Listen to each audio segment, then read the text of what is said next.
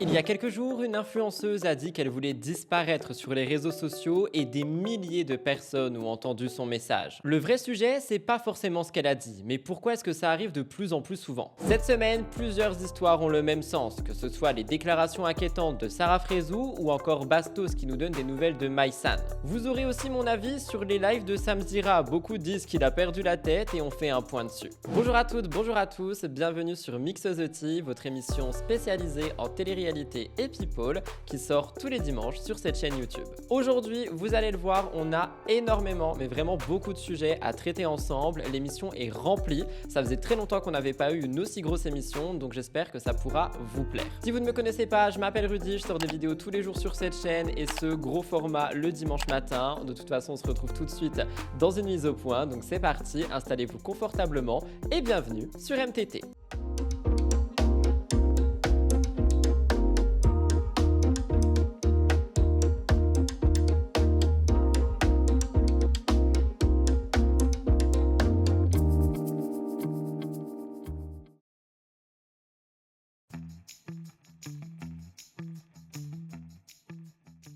Comme je vous l'ai dit, je commence Mixosity avec une mise au point, comme à chaque fois, et cette mise au point va être assez courte, mais je pense qu'il y a quand même 2-3 sujets sur lesquels il faut revenir. Alors, premièrement, effectivement, l'émission aujourd'hui, elle va être beaucoup plus longue que d'habitude, enfin beaucoup plus longue, j'abuse. Genre, normalement, vous êtes à 1h30 d'émission le dimanche, mais là, il y avait beaucoup trop d'actu et je ne voulais pas, genre, trier et en enlever quelques-unes, donc j'ai vraiment décidé de tout mettre comme à l'ancienne. Donc, j'espère que ça vous ira, mais je vais pas non plus faire un zapping comme avant, je vais vraiment essayer d'appuyer sur chacun des sujets pour juste qu'on puisse en discuter et en parler dans les commentaires et tout ça. D'ailleurs, je suis également extrêmement désolé si la semaine dernière, j'ai pas répondu à tous les commentaires sur MTT. Je crois que c'est la première fois que ça m'arrive en 4 ans, mais j'étais vraiment pas bien et c'était très compliqué pour moi d'aller voir mon téléphone, de répondre à tout le monde et tout ça. Donc, je sais que ça dessert à l'émission en plus. Je suis vraiment désolé pour ça. Cette semaine, je ferai tout pour répondre à tout le monde, que ce soit dès le dimanche matin, le lundi et les autres jours de la semaine. Donc, n'hésitez pas à mettre des petits commentaires, à partager l'émission et tout.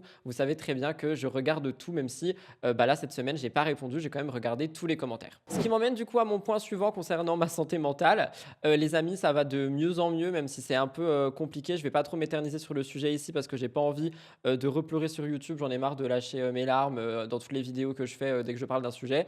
Donc, si jamais, n'hésitez pas, encore une fois, à aller voir la chaîne de vlog. Je me confie beaucoup plus là-bas. Il y a beaucoup plus de moi sans les actus et sans la télé que ici. Mais ici, on est principalement là pour parler des autres et pas de moi. Donc, ça me gêne un petit peu à chaque fois que je parle de moi. J'espère aussi que ce tournage va bien se dérouler parce que je commence à avoir mal à la gorge avec le fait que je ne m'alimentais plus, que j'avais littéralement froid tout le temps et que j'étais dans une situation catastrophique. Je pense que mon corps est en train de se défendre. Donc, voilà, j'ai un petit peu mal à la gorge. C'est pour ça que j'ai de l'eau. C'est aussi votre rappel pour boire de l'eau d'ailleurs. Mais on a quand même une sacrée émission aujourd'hui, donc j'espère qu'elle vous plaira. Avant de la découvrir plus en détail et surtout d'entendre le sommaire, je vous invite, si vous souhaitez soutenir la chaîne, à liker MTT, ça aide énormément. Mettez des petits commentaires, abonnez-vous, ça aide à faire développer la chaîne au global. Et nous, on se retrouve tout de suite pour le sommaire, et non pas les 3, mais les 4 premières stories de la semaine. Au sommaire de cette émission, énormément de choses. Vivi retrouve son fils après un petit moment de séparation. Sarah Martins nous fait sa gender reveal, Mel Dedigama annonce un décès et Jessica Tivna est très proche de ses enfants. On continuera avec Jazz qui voulait se modifier pour Laurent, Kevin qui lui souhaite reconquérir Carla Moreau, Enjoy Phoenix vs Maeva Genam, la guerre des réseaux sociaux ou encore The Power entre Manon Van et Jordan. Mon avis cette semaine reviendra donc sur les lives de Sam Zira, on me l'a demandé et surtout je vois beaucoup de choses tourner donc je me suis dit allez, on va en parler. On continuera l'émission avec Romy qui parle des coulisses de sa célébrité, les problèmes dans l'île de la tentation, Bastos nous donne des nouvelles de Maïsan, Vivian parle des anges 2026, le fameux deuxième procès Julien Ilona, Thibaut Garcia mettrait en danger ses enfants et Liam Di Benedetto est en colère suite à certaines rumeurs. Une actualité internationale, l'abandon de Buffy contre les vampires, ça a fait beaucoup de bruit, évidemment on fait un point. Le gros dossier de la semaine, Sarah Frézou veut-elle réellement mettre fin à ses jours? Est-ce un coup de com' ou un coup de buzz? On regardera ça en fin d'émission. Je vous ai prévenu, aujourd'hui c'est chargé, installez-vous confortablement et on commence maintenant.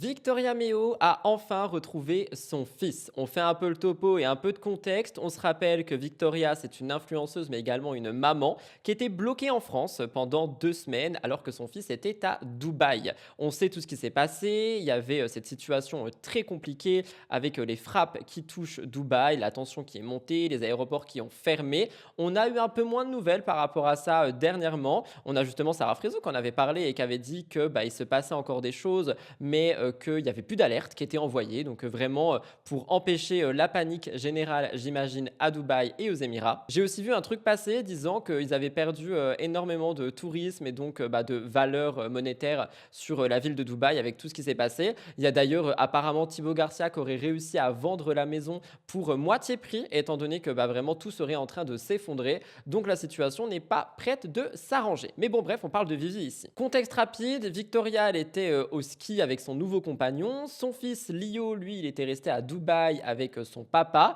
et tout était bloqué. Plus de vol, plus de visibilité, plus de certitude. Elle avait dit qu'elle se sentait impuissante et que c'était quelque chose qui était très compliqué pour elle. Évidemment, nous pouvons la comprendre. Donc elle disait qu'elle n'avait pas la tête à poster, qu'elle pensait qu'à ça et on voyait que son image d'influenceuse du coup n'était vraiment plus présente. Et là, on avait simplement une maman qui souhaitait protéger son enfant, avoir des nouvelles, etc., etc.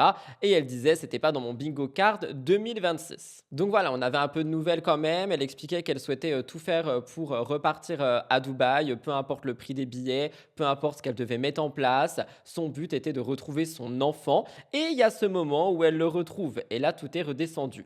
Alors, elle dit que le principal c'est qu'il est en sécurité. Apparemment, si j'ai bien suivi, elle aurait dépensé 20 000 €, elle aurait eu 30 heures de trajet et beaucoup de stress, mais tout ça c'est littéralement rien à côté du fait qu'elle a retrouvé son fils. Elle explique que toute cette expérience et cette situation, ça l'a traumatisée et en vrai, je peux comprendre. Alors, j'essaie de me mettre à leur place. Quand je dis je peux comprendre, c'est je peux comprendre effectivement la peur encore plus quand effectivement tes parents et que tu as ton enfant qui est resté dans le pays en question, j'imagine même pas. Mais je sais aussi qu'il y a des gens qui disent oui, mais bon, il y a pire dans le monde quand même, ils abusent un peu à être traumatisés de ça. Franchement, je pense que tout le monde serait traumatisé. Mais bon, pour le moment, elle dit que ça l'a tellement impacté qu'elle ne souhaite pas et n'arrivera pas à partir dans un autre pays, genre changer de pays, sans son fils auprès d'elle. Je pense aussi qu'elle, du coup, va développer de l'hyper-vigilance. C'est vraiment une expérience qui laisse une trace. Et tout ça, ça a fait réagir. Donc, elle a posté quelques photos. Vous les voyez défiler à l'écran. J'ai déjà préparé les photos et j'ai évidemment flouté Lio. Mais il y a plusieurs choses qui se mélangent. Donc, aujourd'hui, il y a beaucoup de choses qui attirent l'attention par rapport aux influenceurs, notamment ceux qui sont à Dubaï et qui ont vécu cette situation. Parce que, il y a le contexte géopolitique. Quand quelque chose de sérieux et d'inquiétant se passe, on dépasse littéralement les frontières des réseaux et des influenceurs. Mais il y a aussi cette figure quand même de l'influenceuse, avec tout ce que ça implique, l'exposition sur la situation, le regard public sur la même situation et parfois le jugement. Il y en a qui voient cette histoire comme une preuve de vulnérabilité et qui du coup n'hésitent pas à utiliser ça pour taper sur Vivi. Dans le style pourquoi est-ce que tu es parti? Pourquoi cette organisation? Pourquoi est-ce que tu as laissé ton fils à son papa? Tu préfères enjoy au ski avec ton mec plutôt que d'être avec ton fils à Dubaï. Et vous voyez, je pense que tout ça, c'est dans le but de faire culpabiliser la personne, alors qu'en soi, au moment où elle est partie, elle ne voyait pas le mal, j'imagine. Elle se dit que le petit allait rester avec son papa et qu'elle allait profiter d'un séjour en France. C'est tout, rien de plus, rien de moins. Et en réalité, et c'est là où je veux le dire quand même, cette situation, elle aurait pu arriver à n'importe qui. Et c'est peut-être ça qui touche le plus, parce qu'au-delà de l'image publique, on voit simplement une mère séparée de son enfant dans une situation catastrophique. Et moi, je vous pose la question à vous, si jamais ça vous était arrivé, si vous étiez Victoria, bloquée en France avec votre enfant dans un pays qui vit une situation ultra compliquée, quelles auraient été vos pensées? Qu'est-ce que vous auriez fait? Qu'est-ce qui serait passé par votre tête? Et je parle pas évidemment, je ne pose pas la question en mode vous avez jugé Vivi, mais moi j'arrive pas à comprendre les gens qui sont là dans le jugement en train de critiquer tout le monde, alors qu'on est quand même sur des situations extrêmement compliqué. Donc voilà, je suis content que Victoria ait retrouvé son fils. J'ai vu plein d'influenceurs aussi, ou pas d'ailleurs, qui arrivent à rejoindre leur famille et tout ça. On est quand même dans une situation qui reste compliquée et qui reste de plus en plus cachée en plus. Donc voilà, gros soutien à Vivi et je suis content pour elle. On continue dans la maternité, mais je vous parle de Sarah Martin. Alors, on m'a dit de ne pas l'appeler Sarah Martins, mais qu'on disait Martin ou Martins, donc je vais dire Martins. Il y a cette annonce qui avait fait beaucoup parler, sa grossesse, et on a eu le gender reveal, évidemment sur les réseaux sociaux, dans une vidéo de 3 minutes, mais que j'ai découpé en petits morceaux, comme ça vous aurez que le plus important. Alors, quand on regarde un petit peu de plus près autour de Sarah, il y a eu beaucoup de zones silencieuses. On l'avait découvert en télé-réalité, et finalement, elle s'était un peu calmée, on la voyait plus. Après, on a appris qu'elle avait un compagnon, on l'a revue en télé, et là, dernièrement, on a appris la grossesse, et donc maintenant, le gender reveal. Bon, on se rappelle que la grossesse, elle avait déjà surpris pas mal de monde, elle était là, elle partageait des photos avec un baby bump très visible. On avait un extrait d'échographie et cette phrase qui disait qu'elle avait encore du mal à voir tout ce que ça va représenter pour elle. Elle disait tout est sous contrôle. Les semaines passent et les internautes, les abonnés, les personnes qui apprécient Sarah attendent évidemment la suite, et je mets des guillemets, le gender reveal. Cet événement qui aujourd'hui est littéralement un rituel sur les réseaux sociaux. On ne découvre plus le sexe du bébé dans l'intimité, on le met en scène avec des ballons, des fumigènes, des soirées, des fêtes, des événements, des cadreurs, des prods, tout ce que vous voulez. Maintenant, c'est vraiment une création de contenu à proprement parler. D'ailleurs, avant d'aller plus loin, quand j'ai pris des photos de Sarah Martins, je me suis rendu compte qu'elle me faisait penser à quelqu'un, et vous savez à qui elle me fait penser? À Eva Longoria. Je trouve qu'elle a le même visage que Eva Longoria. N'hésitez pas à me dire ce que vous en pensez dans les commentaires. Mais bon, bref, Sarah a donc organisé une journée complète avec ses proches et une ambiance de fête. DJ, musiciens, déco, buffet, c'est vraiment l'événement de la semaine. Et dans cet événement, tout a été partagé parce que ça fait partie du jeu. Et d'ailleurs, il me semble que c'est une des seules qui a partagé un réel aussi long concernant le gender reveal. Après, je vous avoue que la vidéo, elle m'a beaucoup touché quand même, surtout avec la musique et tout. Enfin, la vidéo était très réussie. Vous verrez un petit moment dans un instant, mais bon, avec une musique modifiée parce que je n'ai pas les droits de M83, bref. Et on a quand même eu la révélation, de savoir qui elle attendait. Est-ce qu'elle attend une fille? Est-ce qu'elle attend un garçon? Roulement de tambour, elle attend un petit garçon. Ça a donné pas mal de réactions. On a eu des félicitations, des commentaires, on a des influenceuses comme Laura Lempicka qui a dit team garçon, donc elle imagine peut-être déjà un lien entre les enfants. On voit une communauté vraiment qui se crée autour de tout ce qui va être la parentalité sur les réseaux sociaux. Mais il y a un sujet qui intrigue de ouf. Et il y a un sujet qui intrigue de ouf tout le monde, c'est l'identité du papa. Depuis le début, le papa est absent du récit. Et ça, sur les réseaux, c'est inhabituel. On est dans une époque où les couples sont montrés, racontés et construits sur Internet. Et quand on voit quelqu'un qui est invisible, ça fait parler. Et donc Sarah, elle en a parlé justement d'une manière très particulière. Elle n'a pas donné l'identité, elle donne pas de détails, elle en parle sans le montrer. Elle écrit à son bébé en évoquant ton papa, nous et notre vie à trois. Donc elle confirme qu'elle n'est pas seule dans cette grossesse et cette parentalité, mais la limite est très claire. Le père n'est pas connu publiquement et surtout, il sera présenté un jour s'il a envie et s'il est prêt. Et je trouve que c'est très bien. En fait, on voit qu'elle essaie de prendre un petit peu le contrôle sur la situation dans cet univers de réseaux sociaux où tout, comme je l'ai dit, est montré, exposé, il faut tout voir, il faut tout savoir. Et là, elle choisit le rythme, en fait. Elle a du coup décidé de montrer tout ce qui concerne sa grossesse plutôt que l'identité du père, etc. Et c'est son droit. Et si jamais elle veut montrer son mec, du coup le père de l'enfant, c'est son droit aussi. Puis c'est le droit au papa aussi. Enfin, ils ont le droit de ne pas tout montrer, de ne pas se montrer du tout. Et ils font vraiment ce qu'ils veulent. Mais c'est vrai que ça fait quand même beaucoup parler et ça alimente la curiosité. Donc peut-être que c'est aussi une petite stratégie. Les gens veulent savoir, hein. Pas forcément avec malveillance, mais vous connaissez la curiosité. Je vous laisse regarder, je vous donne un petit peu mon rapport par rapport aux réseaux sociaux, par rapport à cette actu.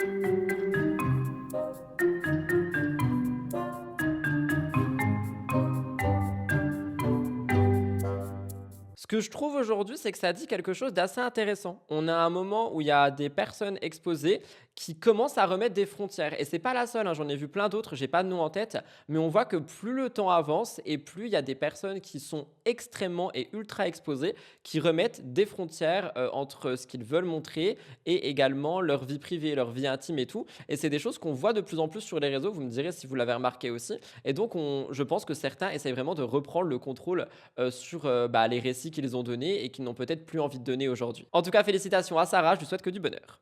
Troisième story de la semaine qui m'a beaucoup peiné. Faut ralentir un petit peu ici parce qu'on est quand même sur quelque chose d'assez compliqué. Trigger warning décès si jamais ça peut vous toucher. Alors, Mélanie Dedigama, elle a fait une annonce qui a été extrêmement triste. On est sur quelque chose, oui, d'extrêmement triste. On n'est pas sur un projet, une polémique ou peu importe.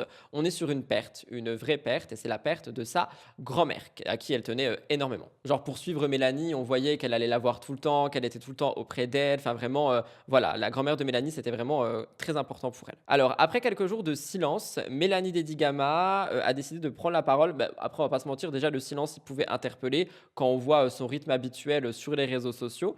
Et elle est revenue avec une photo et un avis de décès et une phrase. Elle dit: l'amour de ma vie s'est éteint dans mes bras ce lundi. On a une photo d'elle et sa grand-mère avec effectivement l'avis de décès aussi qui est noté. Et j'ai envie de dire que parfois, une seule phrase permet d'en dire beaucoup. Et c'est vraiment le cas ici, hein, parce que dans cette formulation, il y a plusieurs choses. Il y a la perte, il y a la proximité, le fait que je pense peut-être qu'elle était là physiquement. Ce moment-là, elle a dû le vivre de très près. Ah mais attendez, non, je suis en train de dire ça, mais ça se trouve, elle n'est même pas allée en Suisse avec tout ce qui se passe à Dubaï. Parce que Mélanie, elle a dit qu'elle refusait de partir. Bah non, parce qu'elle a dit elle s'est éteinte dans mes bras. Attendez, du coup, ça veut dire est-ce que Mélanie est repartie en Suisse pour du coup le décès de sa grand-mère et ensuite reviendra à Dubaï? Je sais pas, j'ai pas suivi ce côté-là de l'histoire, mais c'est vrai que elle est partie dans mes bras, du coup, ça peut vouloir dire ça. Donc sa grand-mère, c'était pas une figure lointaine dans son discours, c'était quelqu'un qu'elle évoquait régulièrement, quelqu'un qui revenait souvent dans ses publications, dans ses mots, dans ses stories. Elle parlait d'elle comme d'une confidente, un repère et un pilier. Et quand on regarde un peu en arrière, on se rend compte que ce lien, il était très constant, hein. Peu importe son quotidien, ses déplacements, sa vie à Dubaï, ses tournages, son rôle de maman, tout ce que vous voulez, elle avait toujours ce réflexe de revenir vers elle, de la voir, de la mentionner. C'était vraiment quelqu'un de très très ancré dans sa vie. Et ça, c'est quelque chose qui parle à beaucoup de monde, parce que les grands-parents, dans beaucoup de parcours, occupent cette place un peu particulière, à la fois douce, rassurante et très forte émotionnellement. Et ce qui marque aussi, c'est l'âge de sa grand-mère qui avait 93 ans. Ça donnait l'impression d'une vie très longue et complète, mais ça rend pas la perte plus facile pour autant. Sur les réseaux, ça a fait beaucoup réagir, parce qu'on voit souvent dans les drames énormément de, comment dire, d'amour qui sont envoyés. On voit aussi des personnes qui partagent leurs propres souvenirs dans les commentaires. Il y a un miroir émotionnel en fait qui se crée quand on parle de quelque chose, je vais pas dire de négatif, mais de triste slash dramatique. Il y a beaucoup de gens qui se confient aussi sur leurs expériences. Partager une perte, c'est déjà quelque chose qui est difficile, mais le faire devant des milliers de personnes, je pense que ça ajoute une autre dimension. On a cette exposition et ces retours immédiats. Le message, il est très clair, il est très sobre, elle ne se développe pas, elle ne détaille pas. Elle veut pas expliquer, je pense simplement qu'elle veut poser des mots sur ce qui s'est passé et surtout qu'on comprenne pourquoi est-ce qu'elle a été absente. Et je pense que c'est une certaine justesse qu'on peut souligner ici. Il y a aussi quelque chose d'assez universel dans cette idée de l'avoir tenue dans ses bras jusqu'au bout. On voit que c'est un accompagnement final, en fait, comme si dans la douleur, il y avait une forme de paix. Mélanie qui a été là et qui était présente pour elle, et c'est une nuance très importante parce que toutes les histoires ne se terminent pas comme ça, tout le monde n'a pas cette possibilité, et je pense que Mélanie voulait vraiment être là jusqu'au bout. J'envoie tout mon soutien, tout mon courage et toute ma paix à Mélanie Dedigama et à sa famille. Je sais que c'est quelque chose qui peut être très compliqué, et encore une fois, pour l'avoir suivie pendant très très longtemps, elle était très proche de sa grand-mère, donc beaucoup d'amour dans cette épreuve. On termine les stories de la semaine avec Jessica Tivna, qui a fait parler 2 fois cette semaine. Donc j'ai tout condensé ensemble pour cette story de la semaine. Alors, on voit un petit peu que depuis le divorce, il y a eu un recentrage autour de Jessica Tivna et de sa vie, et notamment d'une connexion, un lien qui s'est renforcé avec ses enfants, Mylon et Liwayne. On sent que c'est pas juste une formule qu'elle a balancée comme ça, c'est quelque chose qu'elle vit au quotidien. Vous allez le voir avec la deuxième partie de la story de la semaine. On a dans les petits moments, des interactions, etc., une nouvelle manière de positionnement par rapport à Jess. Et elle partage certains exemples. Déjà, comme tous les ans, et je vous en ai parlé la semaine dernière ou la semaine d'avant, je sais plus exactement, je crois que j'en ai parlé la semaine dernière, Jess a fait une distribution de repas pendant le Ramadan avec ses enfants. Alors là, ça a été énormément médiatisé, mais vous avez avez été très nombreuses et nombreux à me dire qu'elle faisait ça tous les ans. Donc, je sais pas pourquoi cette année ça a été autant médiatisé, mais ça montre que du coup, elle veut vraiment passer du temps avec ses enfants, qu'elle est vraiment présente avec eux, etc., etc. Mais ce n'est pas tout. Il y a aussi eu une interview où elle s'est prêtée à un jeu Red Flag, Green Flag dans le cadre de Her Story, donc d'autres interviews qu'on a déjà vues. Mais comme je vous l'ai déjà dit, c'est distribué, enfin posté en petits moments. Je vous laisserai regarder quelques secondes, pas l'interview complète, elle dure 2-3 minutes. Mais en fait, on a vu sa manière de penser qui a évolué. En fait, quand elle dit qu'elle accepte que quelqu'un regarde ses enfants, mais qu'il y a une manière de le faire, ça montre une certaine ouverture, mais exigence. On voit qu'elle veut vraiment sa place de maman dans la vie de ses enfants, qu'elle laisserait pas n'importe qui dire n'importe quoi. Et on voit qu'elle est, je vais pas dire qu'elle n'était pas impliquée, mais que la connexion et la relation qu'elle a avec ses enfants aujourd'hui, elle est beaucoup plus forte et Jess est beaucoup plus proche de ses enfants. On voit que c'est quelqu'un qui est très présente, qui est impliquée, qui est consciente des regards extérieurs et ça a fait beaucoup réagir parce que dans un esprit imaginaire collectif, la séparation, elle est souvent vue avec quelque chose de négatif sur le long terme. Une perte, un manque, une instabilité, un éloignement justement progressif avec les enfants qui peut se retrouver dans le futur. En fait, ça aurait pu permettre une relation plus, on va dire, plus éloignée. Et pour Jess, c'est tout l'inverse. C'est plus direct, c'est plus intense, c'est plus authentique. Et évidemment, les internautes adorent et ça fait beaucoup parler. Les commentaires sont très positifs. Tout le monde la trouve rayonnante depuis sa séparation. Les gens lui disent que ça lui va mieux d'être mère avec ses enfants et d'être sans Thibaut. Et voilà, ça c'était la première partie. Je vous laisse avec la mini partie justement de cette interview. On réprimande tes enfants devant toi. Non, green flag. On a le droit de gronder mes enfants. S'ils font quelque chose de pas bien, je vais pas dire à la personne c'est pas bien que tu grondes mon fils ou ma fille. Non. Après, ça dépend la manière. Attention. On applaudit le papa pour le minimum et on exige l'excellence pour la maman. Ah, red flag. Non, le papa, il est comme la maman. Voilà, on est deux, on fait des enfants à deux, on doit assumer à deux, tout simplement. On te propose de l'aide quand tu te sens dépassé. De l'aide quand je suis fatiguée? Ah non, mais green flag. On a tous besoin d'être portés, d'avoir de l'aide. En parallèle, c'est ce qui va me permettre de pouvoir lier les deux ensemble, elle continue de partager des moments très simples, comme une scène, une story qui est devenue virale cette semaine où elle revient d'un salon et elle partage son brolift. Ses enfants la regardent et lui disent, mot pour mot, Burk, c'est dégueulasse. Ça m'a fait beaucoup rire. Franchement, j'ai galéré à retrouver cette story. Je suis allé la chercher sur YouTube. Je l'ai retrouvée pour vous la montrer. Et ce genre de moment, il est aussi important, je trouve. Ça ramène à quelque chose de très concret, loin des grandes déclarations. Et on voit en fait ces moments authentiques qui sont partagés. Après, moi, vous le savez, j'ai toujours ce problème avec l'exposition des enfants. D'ailleurs, j'ai essayé de flouter la petite comme j'ai pu. J'espère que ça aura marché au montage parce qu'on la voit beaucoup. Mais j'adore quand même ce genre de moments. Je vais pas mentir. C'est des moments qui sont spontanés, qui sont authentiques. C'est juste une mère avec ses enfants dans une interaction qui est sans filtre et ça permet du coup d'illustrer le fait que depuis sa séparation, on a ce côté beaucoup plus spontané, beaucoup plus direct de Jess avec ses enfants. J'ai dit Jess, c'est pas grave. Et du coup, moi je vous pose la question à vous et j'espère que vous pourrez y répondre. Est-ce que certaines ruptures, au lieu de tout casser, permettraient pas parfois de reconstruire autrement ? Pas mieux, pas pire, mais différemment, avec d'autres priorités, d'autres équilibres et d'autres liens. Parce qu'au fond, ce que ça raconte avec Jess, c'est pas une histoire de divorce, mais c'est une histoire de recentrement. Je vous laisse regarder. De recentrement, de recentrage, d'être recentré quoi. Je viens de les faire, attends un peu. Mais arrête, mais arrête. Attends, je peux voir.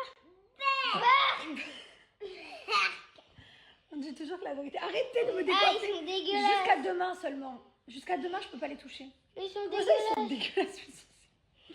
Je suis un peu plus. C'est un monstre. On dirait un Grinch. On dirait un Grinch, c'est ça? C'est toi, le Grinch. Je sais que c'est moi le Grinch. Non, tu me trouves pas. Non, toi, t'as un Grinch. Voilà tout le monde pour les stories de la semaine aujourd'hui. Je vous avais prévenu que l'émission allait être un peu plus longue, n'hésitez pas à la regarder en plusieurs parties. J'espère que ça vous dérange pas, n'hésitez pas à me dire ça dans l'espace commentaire. Je sais que les émissions de 1h40 à 2h vous manquaient. Là, quand je vois le temps que j'ai eu juste pour les stories de la semaine et quand je vois ce qui nous attend, je pense vraiment qu'il est temps d'aller chercher un petit snack les amis. On va pouvoir du coup passer au Top Actu. Top Actu qui a quand même pas mal de choses aussi. D'habitude on est sur 3 actus et là on en a 4. J'espère que ça va vous plaire. Allez c'est parti, petite pause jingle et le Top Actu c'est tout de suite sur Mix the Tea.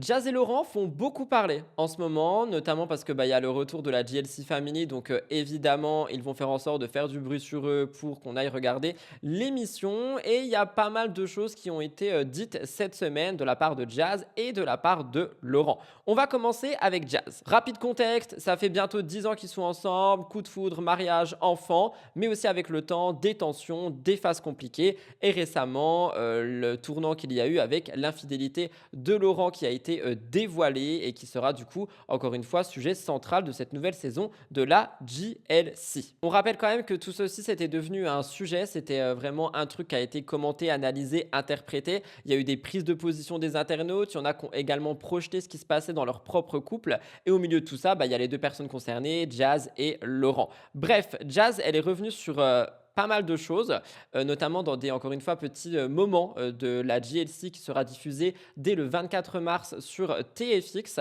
Et elle est revenue sur pas mal de trucs qui m'ont fait un petit peu réagir. En gros, vous allez le voir, mais on lui pose des questions et on lui demande un petit peu comment est-ce qu'elle se sent par rapport à Laurent, comment est-ce qu'elle se sent, s'il part, s'il préfère une autre femme, etc., etc. Et du coup, Jazz, ça l'a emmené à une crise et une remise en question identitaire. Elle a eu une prise de conscience assez étrange. En gros, elle explique qu'avant l'été, elle voulait faire une nouvelle opération de chirurgie, elle voulait une plus grosse poitrine et elle était persuadée que c'était son choix. Mais en fait, avec le recul, elle s'est rendue compte que c'était pas pour elle, mais que c'était pour Laurent. Comme si peut-être elle se disait, si je me modifie pour lui, il restera. Si je fais ça, il restera. Il ira pas voir ailleurs, il aura pas envie de voir ailleurs et tout. Et moi, je vais me permettre de le dire, mais je trouve ça extrêmement malsain. Si tu es dans une dynamique où tu te dis que tu dois te modifier physiquement ou autre pour que la personne qui est avec toi reste, c'est qu'il y a vraiment de gros problèmes dans la relation. On touche à quelque chose d'assez sensible, hein, cette idée de modifier son corps pour être suffisant ou suffisante pour la personne en face. Évidemment, c'est pas OK de changer pour un homme.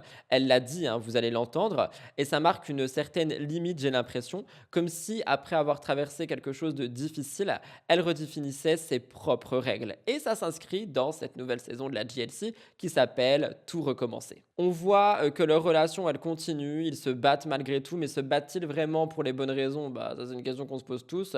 Tout le monde se dit que c'est simplement pour le business ou simplement pour les télés qu'ils font. Enfin, vous voyez ce que je veux dire et que c'est pas du tout pour les bonnes raisons. Moi, j'arrive pas à me dire que c'est un couple qui est solide. Je pense que c'est un couple qui est ensemble parce que, entre guillemets, ils n'ont plus trop le choix.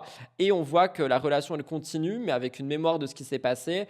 Et c'est assez, c'est assez compliqué, j'ai l'impression. Je vous laisse regarder ça et on passe au côté Laurent Correa. Comment est-ce que tu vas, toi? C'est bizarre ce que je vais vous dire. Ce malheur qui m'est arrivé, c'est la meilleure chose qui me soit jamais arrivée de ma vie. Parce que je pense que je me suis tellement pris une brique dans la tête qui m'a assommée, qui m'a choquée, que en fait ça m'a réveillée. J'ai passé des années à être l'ombre de moi-même derrière Laurent. Je faisais les choses pour Laurent. C'était tout avec Laurent. C'était toujours l'inquiétude de s'il part, s'il préfère une autre femme que moi. Ça y est, c'est fini. Aujourd'hui, je m'aime beaucoup plus qu'avant. En fait, je me suis dit, ah ouais, non, en fait, meuf, t'es une femme bien pour toi, pas pour lui, en fait.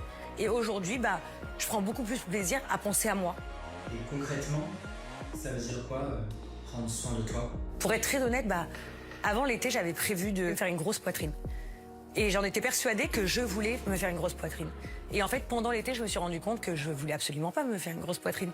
Je voulais le faire parce que je me disais que Laurent, il aime les filles avec une grosse poitrine.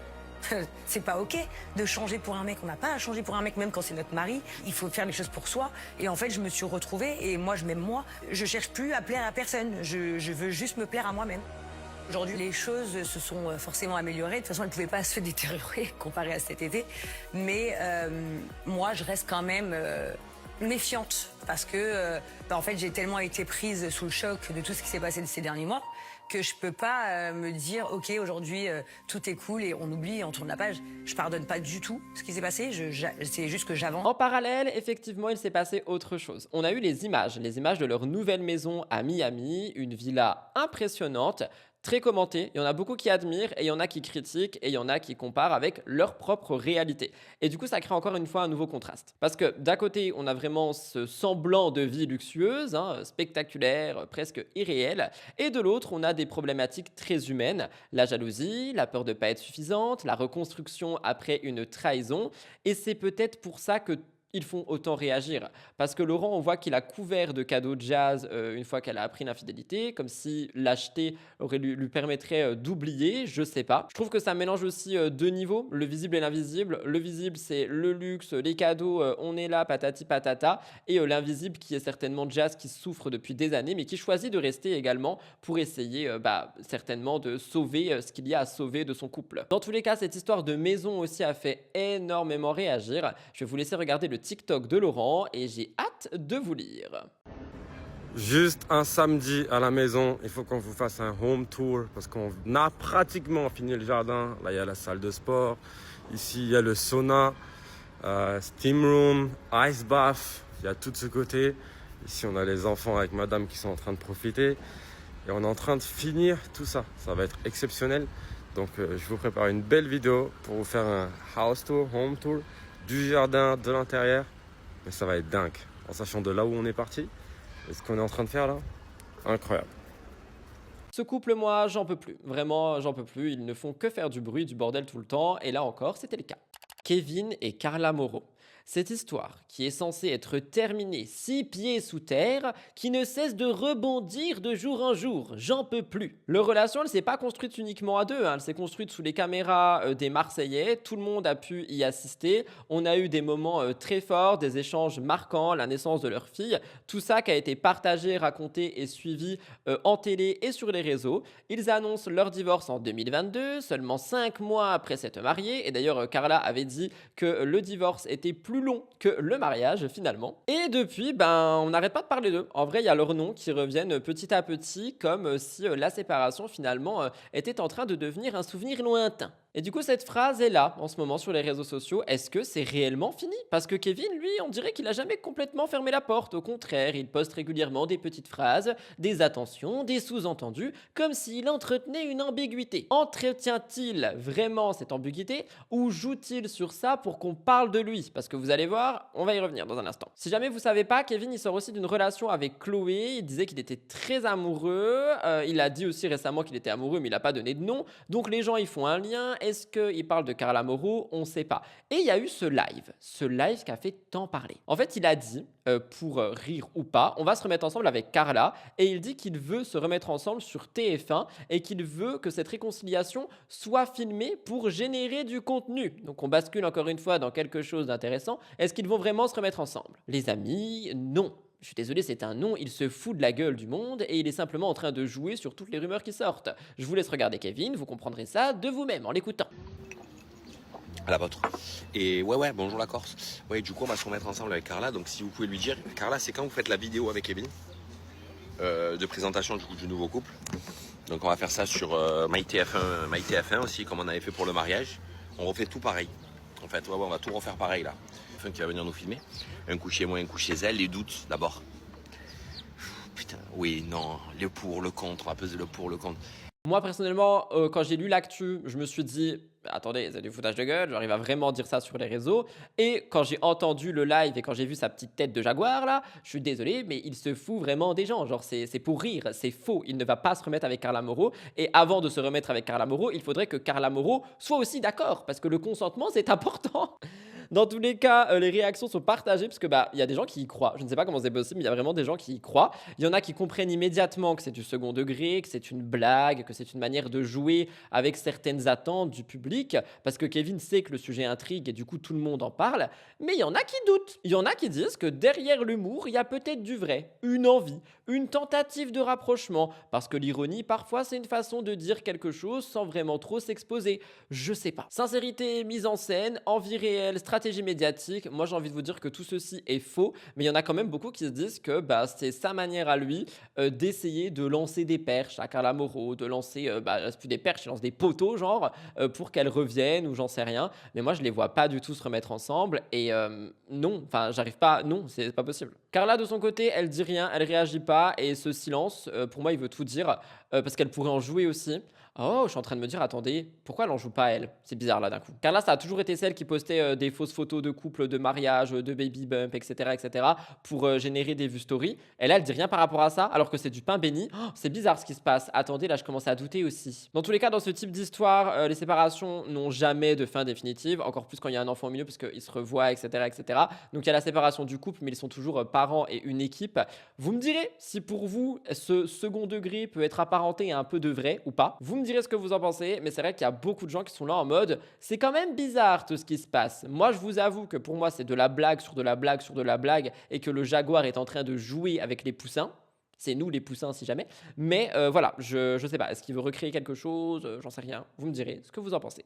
Alors ça, j'en ai fait une vidéo complète au début de la semaine concernant Maeva Genam. Mais évidemment, MTT l'oblige, je reviens sur le clash avec Enjoy Phoenix. On a eu pas mal de choses. En gros, on a une séquence autour de Maeva Genam qui a fait parler, où elle était en live, elle parlait d'un business, elle proposait une formation pour pour apprendre à lancer son e-commerce, une formation qui a été catastrophique, repartagée par Sam Zira qui a fait énormément de bruit parce qu'on voit que ce serait une arnaque. On voit que Maeva utiliserait ses abonnés et la détresse de ceux-ci pour faire de l'argent. Et Sam Zira avait pris la parole. Donc ça, techniquement, vous l'avez tous suivi. Je ne vais pas tout vous refaire ici. Je voulais en faire un dossier dans MTT. Je me suis dit, écoutez, on en a parlé toute la semaine. Si jamais, n'hésitez pas à aller voir la chaîne de replay. Par contre, le clash avec Enjoy Phoenix, il m'intéresse. Enjoy Phoenix, elle est revenue sur tout ça, notamment en parlant premièrement d'une chose. Elle dit que son image a été utilisée sans son consentement, qu'il y a des pubs qui circulent prises de ces vidéos, que c'est pour mettre en avant des sites de dropshipping avec des produits qui sont catégoriques, et en fait elle parle vraiment d'usurpation. Donc elle commence par parler de ça dans sa story. Elle dit qu'il y a quelqu'un qui utilise son image pour vendre des choses et que c'est un fléau sur les réseaux sociaux et c'est absolument horrible et ça lui donne la nausée en fait. Et on a autre chose qui dérive parce que suite aux premières stories de Marie Enjoy Phoenix, on lui envoie le réel de Sam Zira dont je viens de vous parler. Sam Zira qui dit vous êtes des grosses mythos, vous êtes de l'arnaque, des menteuses, voilà. Il y a Sam Zira qui réagit à ça et du coup Enjoy Phoenix le voit et là elle parle de Maeva Genam sans la citer, mais c'est très reconnaissable. Sans la citer directement, elle laisse peu de doute par rapport à la situation qu'elle vise. Elle parle de formation, de gens qui sont littéralement des monstres, que c'était formation de merde. Et on voit qu'il y a des tensions entre créateurs de contenu qui ne sont pas du même milieu. On a toujours vu des tensions entre les influenceurs créateurs de contenu issus des réseaux et celles et ceux qui sont issus de télé-réalité. Pourquoi? Parce que tout le combat là qu'il y a eu entre Magali Berda, les influvoleurs et Booba, ça concernait principalement la télé-réalité. Et on a eu du coup tout le monde mis dans le même sac, notamment des Enjoy Phoenix, des créateurs de contenu sur les réseaux sociaux. Et ça, c'est quelque chose qui avait quand même fait pas mal de mal à la sphère créateur de contenu en général, alors que de base, on parlait quand même vraiment beaucoup de la télé, du dropshipping abusif, etc. Et Marie, elle parle pas seulement d'elle, elle parle au nom d'autres influenceurs et je pense que c'est ça aussi qui est assez révélateur. Je vais vous laisser regarder Marie et on va en reparler dans un petit instant. J'en ai trop marre de grosses mythos que vous êtes. Vous n'avez pas honte. Désolée, je râle comme ça un samedi, mais en fait ça me fait trop chier parce que ça, c'est encore une fois le genre d'influenceur avec qui on va être comparé, alors que moi je me bats contre ça depuis toujours et ça me fait trop péter les plombs de me dire que je fais vraiment partie de cette case de personnes et qu'il y a des gens... Enfin, vous savez, je vais vous dire un truc. Des fois, quand on me demande ce que je fais, dans des conversations ou quoi, et que je dis je suis influenceuse, j'ai mal au cœur.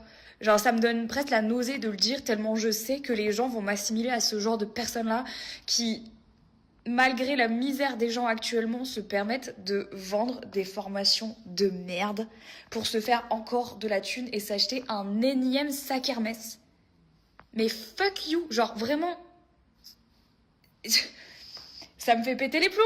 Parce que toute ma vie, je me bats, en fait, pour pas qu'on assimile les créateurs de contenu comme moi à ces gens-là. Et là, encore une fois, voilà. Ça me fait péter les plombs. Désolée, mais là, c'est trop. Concernant Sam Zira et Maeva Genam, au moment où je vous parle, je n'ai pas vu s'il y a eu une suite parce que je filme cette émission le jeudi à 14h et Aja est en fin de journée. Je pense qu'il va en parler évidemment, il va utiliser ça pour en parler parce qu'il y a eu une très grosse guerre entre les deux sur les réseaux sociaux à coup de stories interposées, de mise en demeure, de plaintes et patati et patata. Et j'attends de voir ce que Sam Zira dira et je pense sincèrement que ce sera dans Sur le vif, juste après mon avis, dans quelques minutes. The Power a commencé, j'en ai parlé la semaine dernière et s'il y a bien quelque chose qui m'intéresse, c'est la relation entre Jordan et Manon. Une relation qui avait duré il y a quelques temps, une relation que j'aimais beaucoup, que je trouvais belle, qui s'était faite en dehors des caméras et leur présence dans ce même programme, c'est pas que pour un casting intéressant, c'est pour évidemment avoir des réponses. W9 qui cherche encore une fois à faire du bruit avec les relations, que ce soit des relations amicales, ennemitales ou amoureuses. Petit contexte, Manon et Jordan se sont connus en 2021, ils ont été ensemble pendant 2 ans et il y a eu une séparation en 2023 qui s'est faite sans réelle conclusion. Sans discussion, sans mise à plat, juste une rupture suivie d'une dispute et puis plus rien. Et ça, c'est quelque chose d'assez particulier parce que dans beaucoup d'histoires, il y a au moins une forme de clôture, même imparfaite, une explication, une dernière conversation, quelque chose qui permet d'avancer. Et là, pour eux, c'était pas le cas. Ils se sont quittés sans jamais se revoir. Jusqu'à aujourd'hui. Le cadre dans lequel ils se revoient, il est loin d'être neutre. C'est pas une discussion privée, c'est pas un café à l'abri des regards, c'est un tournage avec des caméras, avec d'autres candidats, avec un contexte de compétition et donc les émotions s'expriment, mais peut-être pas de la meilleure des manières. Manon, vous allez l'entendre, elle parle d'un vrai choc. Elle dit que ça lui a fait quelque chose et on sent que c'est pas juste de la surprise, c'est plus profond que ça. Il y a le passé qui est revenu d'un coup, les souvenirs et aussi les non-dits. Et surtout, il y a un malaise entre les deux. Vous allez voir dans un instant. Encore une fois, je vais pas vous laisser regarder la séquence au complet, mais j'ai pris un petit moment. Elle dit que c'est gênant, que c'est logique aussi que ce soit gênant, mine de rien. Quand une relation se termine sur une tension sans résolution, revoir la personne, c'est comme rouvrir quelque chose qui n'a jamais été refermé. Et en face, Jordan, il a une approche un peu différente. Il reconnaît que ça fait quelque chose. Il minimise pas, même s'il est plus posé, plus détaché. Il parle d'une belle relation qu'il a eue avec Manon, mais il dit qu'il n'y a pas eu de trahison, en fait, qu'il veut remettre une forme de neutralité et du respect dans l'histoire, surtout pour le bien du tournage, j'imagine. Il est aussi pas là pour régler ses comptes, certainement juste pour crever l'abcès. Et visiblement, c'est ce qui s'est passé, parce qu'ils ont parlé, ils ont eu une conversation qu'ils n'ont jamais eue, conversation qui a été filmée et qui a apaisé un peu les choses, même si évidemment, ça ne veut pas dire que tout est simple. Et du coup, dans The Power, la question peut se poser, est-ce que leur passé va les rapprocher? Est-ce que ça va faire une alliance naturelle ou au contraire, est-ce que ça va les fragiliser, les rendre plus exposés aux autres candidats parce que eux, évidemment, ils vont observer tout ça et on sait que dans la compétition, tout est bon pour gagner. Donc voilà. Mais je trouve qu'au-delà du programme, il y a aussi ce côté assez universel dans les relations qui se terminent sur des non-dits. Revoir la personne, avoir une discussion même des années plus tard, ça rouvre forcément des plaies. Cette idée de recroiser quelqu'un qu'on a aimé sans avoir vraiment tourné la page, ça nous fait poser des questions. Est-ce que c'est une dernière discussion pour avancer? Est-ce que le temps peut suffire? Est-ce que ça va faire renaître des sentiments? Enfin, vous voyez ce que je veux dire. Donc on verra ça. Dans tous les cas, aujourd'hui, ils sont dans le jeu. Et on verra ce que ça donnera. Je vous laisse regarder un moment leur retrouvaille. Si W9 me le permet, sinon vous ne verrez rien. Je dis pas que t'as été mauvais, etc. Tu vois. Je dis juste que les choses ont été très mal faites. Maintenant, aujourd'hui, j'ai pas de colère envers toi, j'ai pas de truc. Parce que dans le fond, tu restes une belle personne. Et que voilà. Mais j'ai été blessée à un certain moment où il ne fallait pas. Je sais. Voilà. Sinon, rien de plus. Rien de plus. Sur notre relation en elle-même, j'ai rien à te reprocher. Mis à part à la fin, franchement, ouais, t'en demandais peut-être un peu plus. Et moi, je pense que j'ai pas su gérer la pression de ma nouvelle société, de toi qui monte, de te refaire découvrir un endroit, que tu t'adaptes, que si... J'ai pété les plans. J'ai pété les plans et ouais, je suis parti. Si je t'ai blessé, c'est vraiment, je t'ai fait du mal. Sache que c'était pas mon intention première. Et vraiment, je m'en excuse. Parce que c'était pas du tout dans mes intentions de te faire du mal, de te blesser. C'est tout. J'ai agi comme j'ai agi. Maintenant, je peux pas revenir en arrière. Je peux pas dire, écoute, les choses, elles vont changer. Les choses, c'est les choses, ça. Et c'est fait, c'est fait. Et avant de terminer, est-ce que vous regardez The Power ou pas du tout? Moi, j'ai quelques épisodes à rattraper. Enfin, je sais que j'avais vu le premier, je sais pas si d'autres sont sortis, étant donné que j'étais littéralement en pleurs et sous l'eau. Mais je compte bien rattraper tout ça ce week-end, parce que ce week-end, je ne bouge pas de chez moi. Et donc, je pense que je vais beaucoup regarder la télé. Voilà tout le monde pour le Top Actu. Aujourd'hui, on va pouvoir passer à mon avis sur les lives de Samzira, un petit peu mon avis sur qui il devient, notamment via ce nouveau concept où il parle avec ses abonnés, etc. etc. C'est quelque chose qui a fait beaucoup de bruit, c'est quelque chose qui fait beaucoup réagir et on m'a dit Rudy, qu'est-ce que t'en penses? Et bien Rudy va vous donner sa pensée tout de suite pour MTT.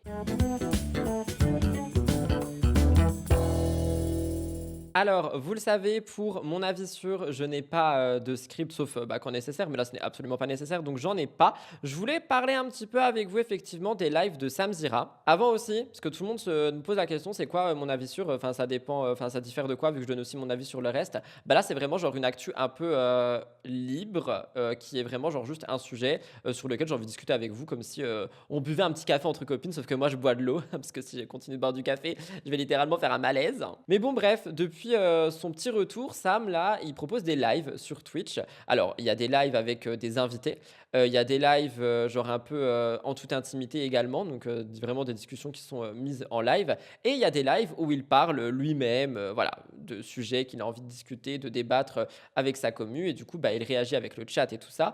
Et c'est vrai que ça fait beaucoup parler, ce genre de live, parce qu'il y a beaucoup de gens qui disent que Samzira, il a lâché la rampe. Alors si jamais lâcher la rampe, ça veut dire, je vais pas dire perdre la tête, mais je l'ai lu, ça veut dire qu'il se lâche totalement, qu'il s'en fout un petit peu du regard des autres, et il a raison. Oh, il est 14h14, je touche mon nez. Moi, je trouve qu'on est sur un Sam qui est de plus en plus libéré dans sa manière de parler, dans sa manière d'agir, dans sa manière de construire aussi ses contenus. Et j'aime beaucoup, mais il est vrai que je comprends pourquoi est-ce que ça peut déranger entre guillemets. Dans le sens, on a toujours eu un Sam qui était très calme, très posé, très blabla, très politiquement correct. Et maintenant, on a un Sam qui fait des lives avec Adé Laurent et qui parle de sujets assez touchy. Mais je trouve que ça permet vraiment aussi de découvrir une nouvelle facette de lui, une facette qu'on connaissait pas forcément et pas vraiment, une facette où il est très authentique. Mais ça, c'est vraiment de toute façon l'exercice du live. C'est-à-dire qu'en live, au début, même si tu essayes d'être mesuré et si tu essayes d'être en mode bon, vas-y, je vais quand même rester politiquement correct et je vais quand même rester dans mon petit mood de recul et tout, bah tu peux pas le faire tout le temps en fait, parce que c'est du live et que tu as une discussion avec les gens et que parfois tes émotions guettent dans le chemin et tout. Oula, j'ai fait du franglais, je vais me faire insulter encore. Et Sam, c'est vraiment du coup ce qu'il est en train de découvrir avec ses exercices de live. Et moi, j'aime beaucoup. Alors, il y a des prises de parole que j'aime pas forcément. Il y a des manières qu'il a d'aborder les choses que j'aime pas forcément. Il y a des invités que j'aime pas forcément et je vais pas en citer un, Adé Laurent. Mais je trouve que c'est un exercice qui lui permet vraiment d'être lui-même d'une autre manière, qui nous permet aussi de découvrir qui est Samuel plus que Samzira. Il y a des gens qui détestent quand je dis Samuel Zira, mais c'est son prénom. Enfin, je sais pas, je comprends pas. Donc j'aime bien. Après, je vais pas vous mentir, je regarde pas tous les lives, déjà parce que j'ai pas le temps, puis parce que c'est bon, flemme, je vais pas regarder tous les lives de tout le monde non plus. Mais je vois des extraits passer, parfois il y a des sujets qui m'intéressent, parfois quand je bosse, je scroll Twitch et il est là, du coup je mets. Mais moi je trouve ça intéressant, je l'ai jamais vraiment vu sortir des clous ou quoi, ou qu'est-ce. Mais je vois beaucoup de gens qui disent, il a lâché la rampe, vraiment il est en mode YOLO, il s'en fout et tout. Et j'ai envie de vous dire, est-ce qu'il n'a pas un peu raison? Je pense qu'il s'est enfermé dans un perso aussi pendant très longtemps et que maintenant il a peut-être envie d'en sortir, qu'il a peut-être envie de nous montrer une autre facette de lui, et je ne vois pas forcément le mal à ça. Dans tous les cas, c'était mon avis sur les lives de Samzira. Après, effectivement, les lives avec Adé Laurent et tout, moi ça me dérange un peu. Je sais qu'il y a des gens qui aiment beaucoup parce qu'ils disent ouais, c'est deux univers qui se complètent et tout, mais franchement un peu flemme. Mais les lives où il est tout seul, je les apprécie pas mal. Vous me direz ce que vous en pensez si jamais vous regardez les lives de Samzira et si jamais vous avez entendu des gens dire qu'il a lâché la rampe et tout. J'aimerais bien avoir votre avis, celui de ma communauté, dans l'espace commentaire. Voilà tout le monde pour mon avis pour l'émission. On va pouvoir passer à la deuxième partie de cette vidéo avec sur le vif, le cœur actu, l'actu international, le gros dossier et évidemment le point astro à la fin. Avant de pouvoir passer à tout ça, n'oubliez pas, si vous ne l'avez pas encore fait, de liker l'émission, ça aide énormément. De vous abonner à la chaîne, vous êtes 40% à regarder chaque semaine Mixosity et à ne pas être abonné à cette chaîne. Je vous rappelle qu'on est sur un objectif de 70 000 abonnés pour cette année, donc n'hésitez pas. Puis ça remercie aussi le travail que je donne finalement. Et si vous n'avez pas encore commenté jusqu'ici et que vous n'avez aucune idée du commentaire à mettre, premier emoji de la semaine qui est un emoji animal et ou insecte, et je vous propose de mettre une abeille dans mon espace commentaire. Elle commence à ressortir le bout de leur nez avec le soleil qui arrive et la chaleur. J'en vois quelques-unes devant chez moi, donc je me suis dit mettons-les à l'honneur parce qu'on les oublie trop ces petites abeilles et pourtant elles sont très importantes pour notre écosystème. Allez, on se retrouve tout de suite pour la deuxième partie de l'émission. Let's go, jingle. Nous débutons sur le vif avec Madi qui porte plainte. Depuis quelques jours, une polémique enfle et ne cesse de prendre de l'ampleur autour de Madi Bursiaga et de son compagnon. Le couple, suivi par des millions d'abonnés, s'est retrouvé au cœur d'un véritable tourbillon médiatique après un départ temporaire à l'île Maurice sur fond de tensions dans certaines régions du monde. Mais très vite, un autre sujet plus sensible est venu embraser les réseaux sociaux, des accusations d'abandon visant leur chienne. À l'origine de tout ça, des publications relayées en ligne, notamment par Bastos, qui vont rapidement faire boule de neige. En quelques heures, l'affaire dépasse le cadre des réseaux et devient un sujet public, amplifié par l'intervention d'une association. Sur la plateforme X, la Ligue des animaux publie un message particulièrement virulent, mettant directement en cause l'influenceuse, allant jusqu'à dénoncer un supposé manque de loyauté et de responsabilité. Le ton est très dur. Très rapidement, une vague massive de critiques s'abat sur Madi, messages haineux, accusations répétées, jugements sans appel. L'influenceuse devient la cible d'un lynchage numérique. Et d'ailleurs, mention spéciale, Benji, lui, n'a rien pris. Face à cette tempête, elle a pris la parole une première fois pour démentir fermement, mais la polémique ne retombe pas. Elle intervient alors de nouveau, plus remontée, dénonçant un acharnement et appelant à mettre fin à ce qu'elle considère comme une rumeur destructrice. Et aujourd'hui, l'affaire prend un tournant judiciaire. Dans un communiqué officiel diffusé sur les réseaux, Madi annonce qu'elle a décidé de saisir la justice. Elle affirme être victime d'accusations mensongères et d'un cyberharcèlement massif et indique avoir mandaté ses avocats pour engager des poursuites. Sont visés Bastos, l'association La Ligue des animaux et aussi plusieurs personnalités. Dans ce même communiqué, son entourage décrit une semaine d'une extrême violence marquée par une haine en ligne jugée incontrôlable, ayant touché non seulement l'influenceuse, mais aussi son compagnon et leur enfant. Madi dit qu'elle veut aller jusqu'au bout. Elle estime qu'en tant que personnalité publique, elle a aussi une responsabilité, celle de ne pas laisser passer ce qu'elle considère comme des accusations infondées. Énormément de créateurs de contenu ont d'ailleurs liké ce communiqué et cette plainte, laissant comprendre que Bastos n'est pas très aimé. Lui-même a réagi en live, j'ai pu capturer un moment où il en parle et surtout où il donne lui-même le communiqué de son avocat. De fausses accusations lancées par Bastos. Accusations de quoi?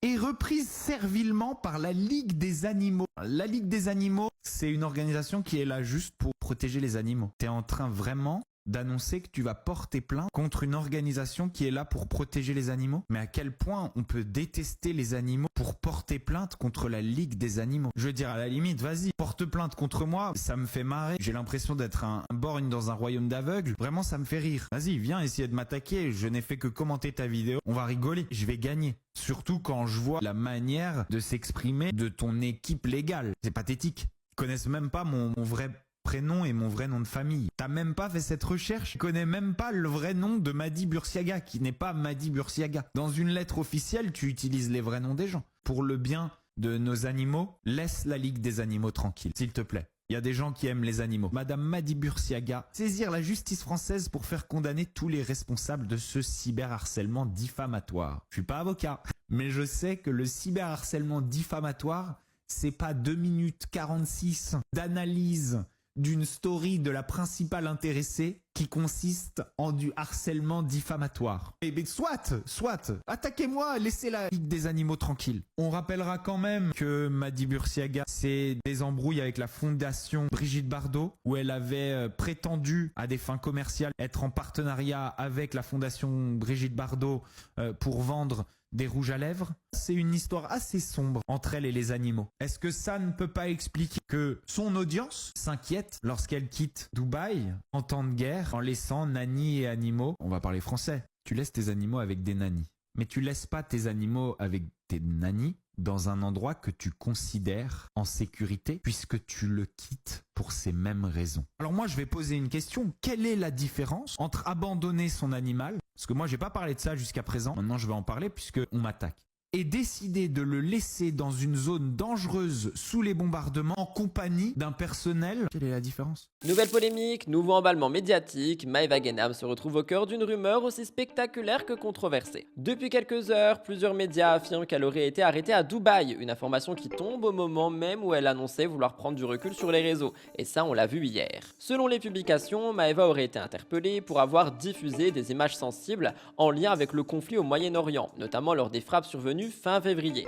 À ce moment-là, elle avait partagé des vidéos impressionnantes montrant des missiles traversant le ciel, des images vues des milliers de fois, reprises, commentées et potentiellement problématiques dans ce pays. Très rapidement, une rumeur prend de l'ampleur. On parle d'arrestations, de garde à vue et de sanctions financières lourdes. L'affaire s'emballe, relayée massivement sur les réseaux et reprise par certains médias traditionnels. Mais dans cette tempête, une question persiste. Qu'en est-il vraiment? Maeva a tenté de répondre à tout ça. Quelques heures après la diffusion de ces accusations, elle sort du silence silence et dément catégoriquement. Sur Instagram, elle affirme ne pas comprendre l'origine des articles et assure n'avoir jamais été arrêtée pour ces faits. Selon elle, la convocation dont elle fait l'objet n'a aucun lien avec les vidéos du conflit, mais concernerait un autre sujet. Elle insiste aussi sur un point, aucune garde à vue, aucune amende, aucune infraction, des déclarations qui visent clairement à calmer le jeu et à mettre fin à ce qu'elle considère comme une rumeur infondée. Une affaire qui reste floue, mais qui pourrait encore évoluer. Changement de ton radical, prise de parole inattendue, Poupette Kenza semble aujourd'hui à un tournant de sa vie. Il y a quelques semaines, elle officialise sa rupture avec Alan, une annonce très forte qui a fait beaucoup de bruit. Aujourd'hui, Poupette Kenza veut avancer autrement. Elle parle de pardon, non pas pour reconstruire une relation, mais pour se libérer elle-même. Elle évoque une forme de dépendance affective qui l'aurait poussée à accepter l'inacceptable. Depuis, le silence s'est installé autour de sa vie personnelle. Peu de confidences, peu de détails, jusqu'à une annonce plus récente qui intrigue autant qu'elle interpelle. Elle révèle travailler sur un deuxième livre. Et puis, il y a cette prise de parole, plus récente encore, beaucoup plus surprenante. Face à sa communauté, elle adopte un discours inhabituel, presque à contre-courant de tout ce qui fait habituellement le succès des influenceurs.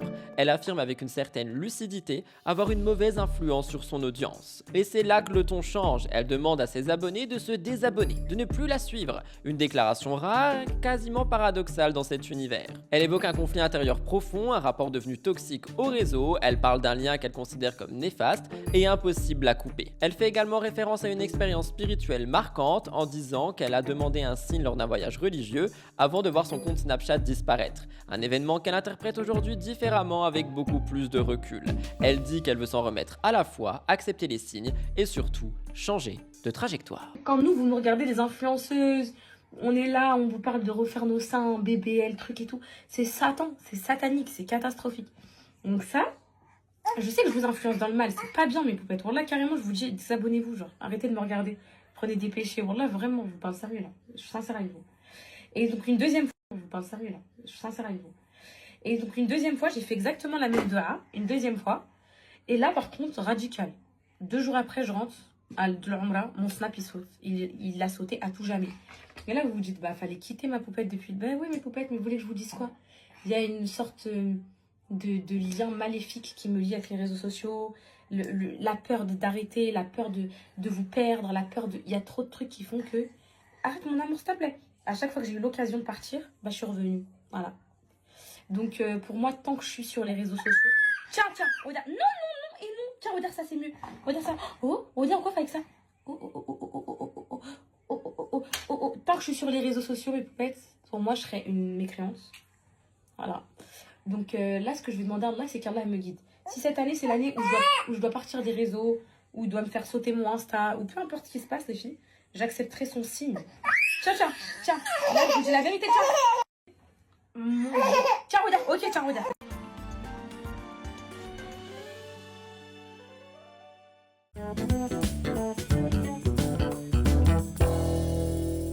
Je commence le cœur actu avec Romy. Et oui, ça fait très longtemps qu'on n'a pas parlé de Romy. Romy, la gagnante de Secret Story, qui est venue un petit peu comme ça, partager quelques anecdotes.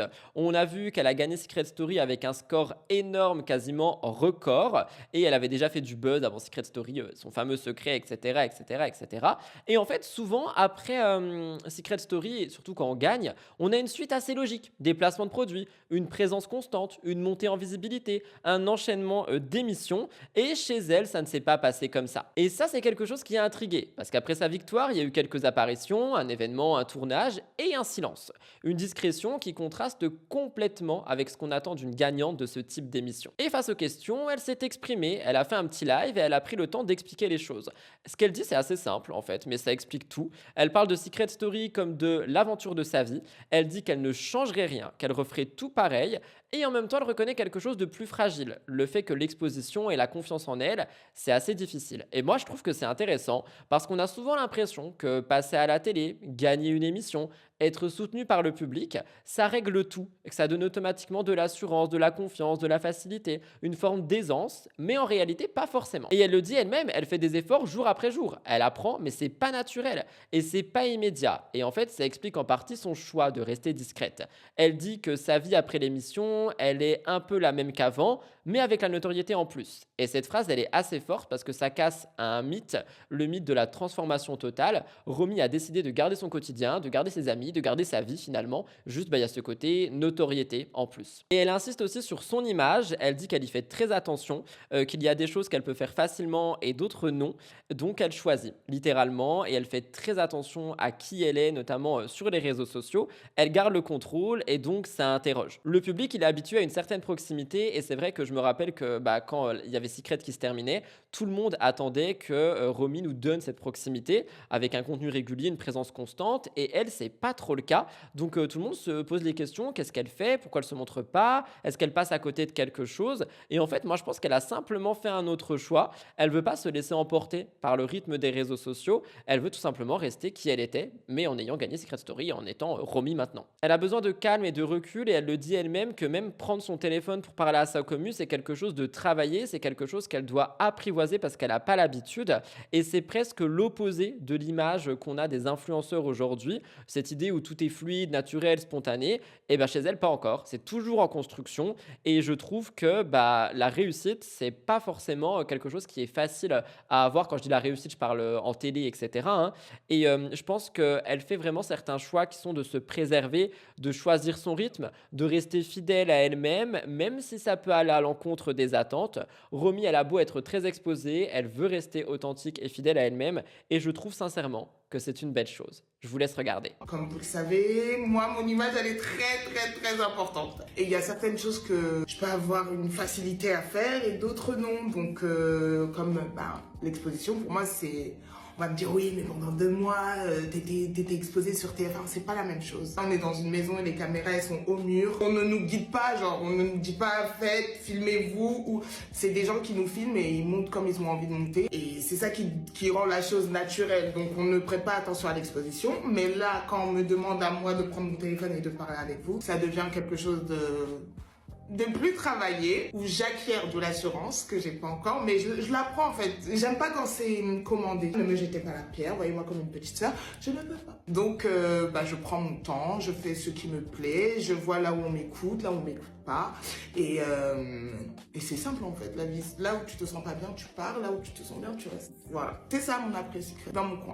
L'île de la Tentation fait parler en dehors du programme. On le sait, cette saison, elle est chargée. Dès le début, il y a eu des départs, des tromperies, des situations qui ont explosé. Moi, perso, j'ai un peu arrêté de regarder, mais on voit également qu'en dehors de l'émission, il se passe pas mal de choses. On a eu une histoire entre Virginie, Rémi et Constance, et c'est quelque chose qui fait beaucoup parler. Pour vous expliquer rapidement, je reste sur mes notes parce que j'ai pas trop suivi. Il y a une situation assez classique pour l'émission. Rémi s'est rapproché d'une tentatrice.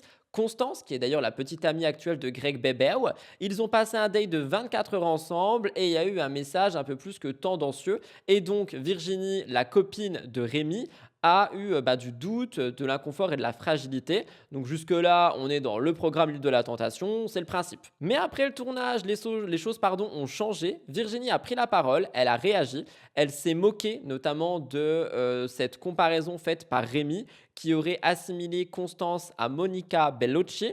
Et on sent qu'elle n'est pas dans la douleur, elle est dans une forme de réponse, une manière de dire « je suis en colère » et ça s'est pas arrêté là. Une autre tentatrice qui s'appelle Dila est intervenue, le ton est monté, elle a défendu Constance et elle s'est attaquée à Virginie sur son âge, son comportement, sa manière de parler et c'est devenu un clash. Évidemment, les réseaux sociaux adorent et toutes ces personnes aussi, ça leur permet de faire du bruit. On a eu des phrases dures, des pics, des humiliations publiques. Il y en a qui l'ont qualifié Virginie de tata harceleuse. Ils ont parlé de ses activités et voilà, on voit qu'on n'est plus du tout sur un affrontement de couple ou peu importe.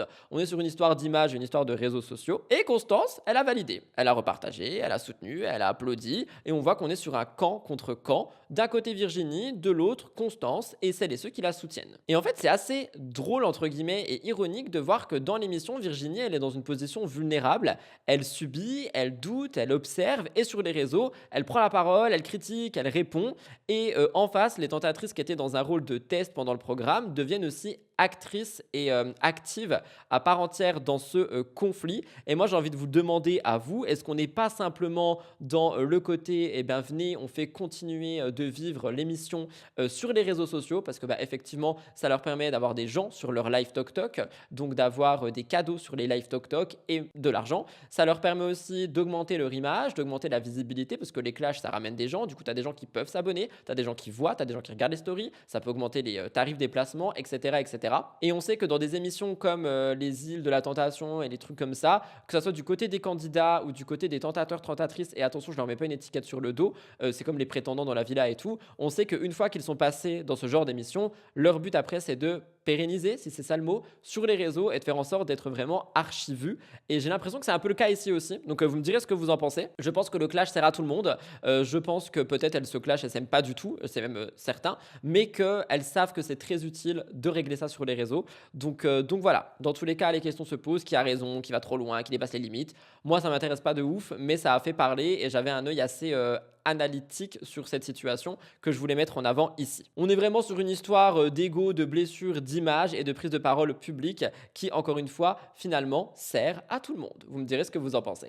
On a des histoires qui au départ ressemblent à un drama sur les réseaux et puis qui deviennent de plus en plus lourds. Et c'est ce qui s'est passé avec Mysan et Emin. Je pense que vous vous en rappelez et on a eu des nouvelles grâce à notre cher et tendre Bastos. Tout a commencé assez classiquement, une révélation, une histoire qui a été très vite relayée. Mysan aurait couché avec le frère de sa meilleure amie qui est également le meilleur ami de Emin il y a quelques années. Ça avait fait un gros bruit sur les réseaux sociaux, tout ça à partir de Aquababe et on a eu pas mal de choses. Très rapidement, pour remettre un petit peu les infos, tout a basculé, les comptes ont disparu, silence total. On a eu Jazz qui a parlé d'une hospitalisation concernant Emin, Mysan qui avait pris la parole en disant qu'elle veut disparaître des réseaux sociaux. Finalement, Aquababe il a dit que Emin aurait utilisé cette histoire d'hôpital pour se faire bien voir de la situation et utiliser le buzz de cette manière. Et voilà, après ça, on n'a pas eu trop de nouvelles. On a eu le retour d'Emin, il a réactivé ses réseaux, il a posté un petit peu, mais il n'a pas répondu à ce qui s'est passé. Il a parlé de vacances, de Ramadan et il a évité le sujet principal. Et Mysan, pendant ce temps, elle est toujours au cœur de tout et elle donne pas de nouvelles. Elle a juste réactivé son compte Instagram et elle n'a pas donné de nouvelles jusqu'à ce que Bastos en parle. Bastos prend la parole avec des informations. Il dit qu'elle l'a contacté, qu'elle lui a écrit, qu'elle voulait savoir d'où venaient les infos parce qu'apparemment ça lui crée des problèmes dans son entourage. Et là on voit de la suspicion. Dans cette info qui est sensiblement forte, il y a toujours une question. Qui a parlé? Qui a divulgué? Ça peut créer des tensions internes, des doutes et des accusations. Et selon Bastos, Mysan serait sous pression. Elle serait soupçonnée et il dit que c'est aussi quelqu'un qui est toujours très focalisé sur cette relation, qui est obsédé par le fait de défendre Min et de le présenter comme quelqu'un de bien. Et du coup, Bastos, il dit qu'elle est vraiment matrixée par lui. Alors après, dans cette situation-là, je ne pense pas que Emin ait fait quelque chose de mal et peut-être qu'elle veut simplement réparer ce qu'elle a fait. Mais on touche à quelque chose d'assez psychologique. Dans ce type de situation, les émotions elles peuvent être totalement contradictoires. On peut avoir de la culpabilité, de l'attachement, la peur de perdre, le regard extérieur aussi qui est fortement dans le jugement. Et du coup, ça rend cette histoire particulière. On n'a pas simplement une succession de faits, on a un mélange de silence, de prise de parole, de rumeurs, de non-dits et d'émotions qui ne sont pas forcément visibles mais très présentes. Et forcément, les réseaux s'en emparent comme d'habitude. Tout le monde a sa propre interprétation, il y en a qui s'inquiètent, il y en a qui critiquent et il y en a qui cherchent à comprendre ce qui est vrai et ce qui ne l'est pas. Mais moi j'ai une question pour vous et c'est la question qui reste. À quel moment une histoire devient tellement exposée qu'on peut la comprendre finalement? Parce qu'il n'y a personne qui comprend rien dans cette histoire, il y a tout le monde qui accuse tout le monde d'avoir dit tout et n'importe quoi, et au final, les deux personnes concernées, elles n'en parlent pas. On a des morceaux, des déclarations, des lives, des stories, mais on n'a pas de vision complète, on n'a pas de regard complet sur ce qui se passe, et derrière ces histoires très publiques, il y a des personnes, il y a des relations, il y a des états émotionnels qui, eux, sont pas forcément faits pour être analysés, et qui surtout sont réellement présent. Donc pour le moment, le calme est là, mais attendons de voir la suite. Je vous laisse regarder du coup Bastos qui vous parle de Mysan. Mysan, j'ai des nouvelles de Mysan et ça fait longtemps qu'elle avait disparu un petit peu des réseaux sociaux. C'est elle qui m'a écrit. Elle m'a écrit pour me supplier de lui dire qui m'avait parlé de son entourage comme je l'avais annoncé. Vous vous rappelez, je vous ai donné des informations que personne n'avait sur la situation. Eh bien là, elle est venue me supplier, me disant que ça lui faisait des gros problèmes dans son entourage. Elle est venue me supplier de lui balancer la personne qui m'aurait parlé. Et pourquoi elle a fait ça? Parce que, apparemment, de ce qu'elle me dit, elle est soupçonnée par son entourage. Alors moi, je vais vous mettre son entourage entre guillemets, parce que honnêtement, je pense que la personne qui lui met la pression par rapport au fait que voilà, il y aurait quelqu'un qui m'aurait parlé et qu'on croirait que c'est elle, c'est Emine. Je pense que Emine lui met la pression parce qu'il croit que c'est elle qui est venue me parler. Je lui ai posé la question et je lui ai dit mais donc c'était vrai ce que je disais? Et elle m'a dit non. Croyez bien que si Emine soupçonne Maïsan d'être venu me parler et de m'avoir donné des informations, croyez bien que j'avais juste. Et d'ailleurs après elle a évité la question pendant toute la conversation. Que ce soit non seulement la réalité mais surtout que cette réalité n'était connue que d'un entourage proche. Puisqu'on veut absolument aujourd'hui savoir. Donc moi j'en ai profité pour demander un peu des nouvelles. Elle allait bien, etc. Et elle est complètement obsédée par cette histoire. Elle me dit non, c'est pas Emine, c'est pas Emine, c'est pas Emine. Elle est en train de protéger Emine, elle est en train d'essayer de me convaincre que Emine est un bon gars. Genre je suis en train de te demander comment tu vas, je suis en train de te demander comment va la vie, tu es en train d'essayer de me convaincre que Emine est un bon gars. Maïsan, elle m'a supplié de lui dire, je lui ai dit, Maïsan ne m'a pas cru. Mais bon, peu importe. Ses deux priorités pendant toute cette discussion étaient de savoir qui me l'avait dit et essayer de me convaincre que Emine est gentille et que, ah oui, elle arrête pas de répéter bizarrement que c'est à cause d'elle, à cause de ce qu'elle a partagé sur les réseaux, que Emine est malheureux et que Emine est détesté par tout le monde. La meuf est complètement matrixée, complètement obsédée par Emine. Alors que, à aucun moment, je lui ai posé des questions sur Emine. C'est de ma faute, si Emine, personne ne l'aime, c'est de ma faute. Non. C'est pas de ta faute, les choses qu'on a vues, les vocaux qu'on a entendus de la part d'Emine, les histoires qui sont sorties sur Emine, c'est Emine. Même si tu as aidé certaines histoires à sortir, ça reste Emine. Quand quelqu'un est mauvais, c'est pas celui qui affiche qu'il est mauvais qui est responsable du malheur de celui qui est mauvais. Et sur le côté, Maïsan est matrixé par Emine et tout, bon, ça, c'est pas nouveau, hein, on va pas se mentir, on le sait, mais je pense que dans ce cas précis, elle cherche peut-être à réparer le mal qu'elle a fait. Je pense que Emine a vraiment mal de la situation pour le coup. Après, est-ce qu'il n'utilise pas ça aussi pour justement se faire bien voir d'elle, dans le sens où regarde toutes les erreurs que j'ai faites, mais regarde ce que toi aussi t'as fait. Genre, ils se sont vraiment fait du mal mutuellement. Je sais que quand je dis ça, on me dit, mais Rudy, stop avec cette relation, tu vois, mais j'ai vraiment envie et espoir qu'ils arrivent à réparer finalement cette relation et qu'ils arrivent à s'en sortir et qu'ils arrivent à redevenir un couple sain, parce que là les choses semblaient aller vraiment pour le mieux entre les deux et toute cette histoire est venue littéralement tout briser. Donc voilà, le fait est qu'aujourd'hui on n'en sait pas forcément plus, ça s'arrête là pour le moment, mais je voulais quand même vous tenir au courant, surtout qu'on a eu des nouvelles, donc voici les nouvelles. Avant d'aller plus loin, sachez que j'ai fait une vidéo complète sur les anges 2026 qui est sortie le jeudi 19 mars. On a regardé le casting ensemble, je vous ai parlé de toutes les infos, de la date de sortie, la diffusion et tout. Donc n'hésitez pas à aller voir, mais Vivian, lui, il en a parlé un peu plus en détail. Il est revenu sur les anges en 2026, étant donné qu'il se dit « ça fait quand même longtemps ». Faut déjà replacer le contexte, 6 ans que l'émission n'existe plus, 6 ans dans le monde de la télé-réalité, c'est énorme. Les codes ont changé, les visages aussi et les attentes du public également. Mais bon, nouveau diffuseur, nouveau décor qui rappelle un peu les grandes années, mais on a aussi des changements dans la production et dans les candidats. On a des nouveaux candidats et des anciens, dont Vivian. Son retour est intéressant parce qu'il ne fait pas juste un effet souvenir, il arrive, selon ce qu'il dit, avec quelque chose à dire, avec une expérience qui visiblement l'a marqué beaucoup plus qu'on aurait pu imaginer. Parce que quand il parle des anges, il ne parle pas de fun, de buzz et de clash, mais il parle de difficultés. Il dit que ça a été extrêmement compliqué, qu'il a dû affronter ses peurs, ses rêves, ses traumas, et c'est pas un vocabulaire qu'on entend beaucoup de la part de Vivian, notamment pour ce type d'émission, surtout venant de lui. J'ai fait un lapsus, ce que je voulais dire, c'est justement que Vivian et les émotions, normalement ça fait deux. Vivian, son image, elle est déjà très installée, hein. C'est quelqu'un qu'on associe beaucoup à l'énergie, à l'humour, à la légèreté. C'est quelqu'un qui donne l'impression d'être assez intouchable dans ce genre d'aventure. Et même lui le dit, d'habitude il se sent à l'aise et invincible, mais là non. Et du coup ça change vraiment la lecture. Ça veut dire qu'il s'est passé quelque chose de différent dans cette émission, quelque chose qu'il a sorti de son personnage habituel et qu'il a confronté à des choses plus personnelles. Et donc évidemment, ça intrigue très fort. On se demande qu'est-ce qui a pu provoquer ça. Est-ce que c'est le format qui a évolué, les conditions, les dynamiques entre les candidats, ou est-ce que c'est lui, 10 ans après, qui n'a plus la même posture en télé? On voit qu'apparemment il a quand même vécu pas mal de choses, des expériences et des expositions dans cette émission qui ont été difficiles. Après on sait qu'on voit que les humains ne sont pas tout simplement une chose et des personnages figés dans le temps, etc. etc. Mais il tease quelque chose de fort. Et c'est peut-être ça aussi qui est intéressant ici. Peut-être qu'elle est simplement dans le teasing et le teaser pour qu'on aille regarder cette nouvelle émission. Dans tous les cas, moi j'ai quand même hâte un petit peu de voir les anges, est-ce que ça va donner. Encore une fois, je vous ai donné beaucoup plus de détails dans dans la vidéo qui est sortie le 19 mars. Donc n'hésitez pas à aller faire un tour sur ma chaîne. J'ai vraiment fouillé, je vous ai donné tout mon avis sur le casting un par un.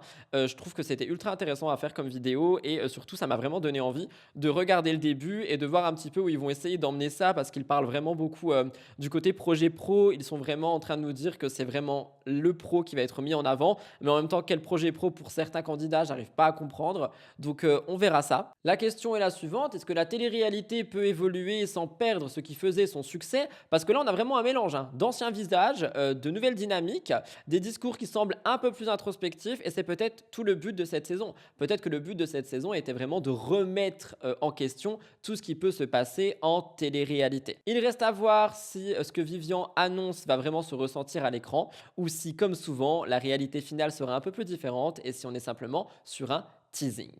Cette actu, je l'attendais beaucoup pour Mix the Tea. J'en ai parlé au début de la semaine et je voulais revenir avec une lecture différente ici. Je vous parle de Julien Bert et Ilona Goss. On se rappelle qu'au début, leur relation s'est construite sous les caméras. On les a vus se rencontrer, se rapprocher, se disputer, se réconcilier. C'était intense, parfois chaotique, mais toujours très exposé. Avec leur temps, leur histoire est devenue familière pour le public, comme un feuilleton qu'on suit sans forcément se poser trop de questions. Et là, on sort totalement de ce cadre. On n'est plus dans une villa, dans un tournage ou dans une story, on est en cours d'appel à Aix-en-Provence avec des accusations, des dates et des faits examinés. Donc ça change tout. On passe d'un récit raconté par les principaux concernés, notamment Ilona dans une vidéo et Julien dans une réponse, à un cadre judiciaire où chaque mot, chaque version et chaque élément était analysé autrement. Alors, Julien Bert, il est jugé en appel pour des faits de violence présumés sur Ilona Goss, ainsi que des abus de biens sociaux. Et déjà, il y a un premier élément important, il conteste les faits, c'est d'ailleurs pour ça qu'on a eu un appel. Il dit qu'il n'a jamais levé la main sur elle,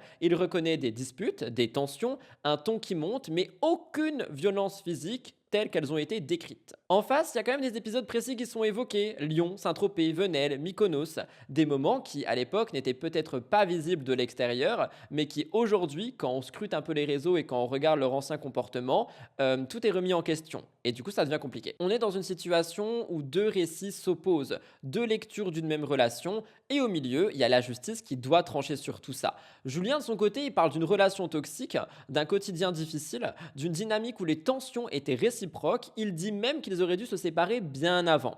Et du coup, c'est une phrase qu'on entend souvent après coup. Comme si avec le recul, tout devenait plus clair, même si sur le moment, les choses sont pas aussi simples. Et avant de passer au côté financier, je tiens aussi à dire que du coup, j'en ai fait un contenu court sur mes réseaux sociaux. Et il y a beaucoup de gens qui ont commenté le contenu court en disant « Oui, mais il est vrai que Ilona aussi a eu tel comportement, que Ilona ci et que Ilona ça. » Et Ilona n'a absolument pas été parfaite dans la relation, tout le monde le sait. Cependant, les faits de violence physique, etc. ont été donnés que sur Julien Bert. Et je pense que si c'est le cas, c'est que malheureusement, il y a peut-être une raison. Il y a aussi ce côté financier, l'histoire de cette société qu'ils avaient créée ensemble, les sommes d'argent, les dépenses, les accusations d'abus. Là encore, il faut reconnaître une négligence, mais lui, il nuance les responsabilités et ça ajoute encore une couche supplémentaire de problèmes. La relation ne se limite pas qu'à l'émotionnel, elle inclut aussi des intérêts, des projets communs, de l'argent, et quand tout se mélange, les conflits deviennent complexes. Ce qui est frappant, c'est la manière dont l'image publique et la réalité judiciaire se superposent ici.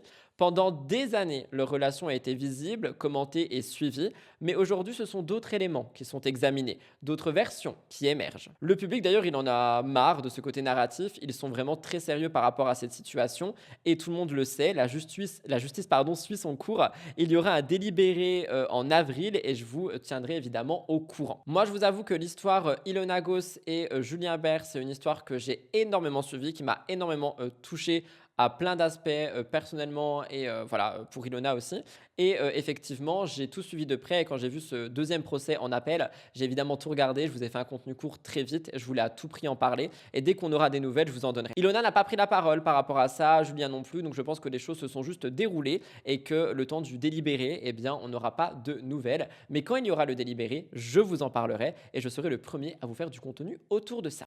Nous parlions de Jessica tout à l'heure et là, on parle de Thibaut parce qu'il suffit parfois d'une vidéo pour relancer tout un débat. Pas forcément parce qu'elle est exceptionnelle ou non, mais parce que ça arrive dans un contexte déjà chargé pour Thibaut Garcia. Il faut le dire, depuis son divorce avec notre très chère et grande Jess, son image a évolué. Avant, il faisait partie des profils assez installés et appréciés, et aujourd'hui, le regard a changé sur lui. Les internautes ont en grande partie pris position, et souvent, ils se sont alignés du côté de Jess. Elle parle, elle partage, elle construit une nouvelle dynamique, comme je vous l'ai dit tout à l'heure, et lui, du coup, il n'est pas forcément apprécié. Et dans ce contexte, il y a une vidéo qui a fait du bruit. Une séquence assez simple en apparence, il est sur un jet ski avec ses 2 enfants, son fils devant, sa fille derrière. Une scène de vacances quasiment classique, mais les réactions tombent et elles sont très fortes. Il y en a qui parlent d'irresponsabilité, il y en a qui disent qu'ils ont eu peur en regardant la vidéo, il y a cette idée de la vitesse, la position des enfants, le contexte, le fait qu'il n'y ait pas de sécurité selon les internautes. Et c'est devenu un sujet,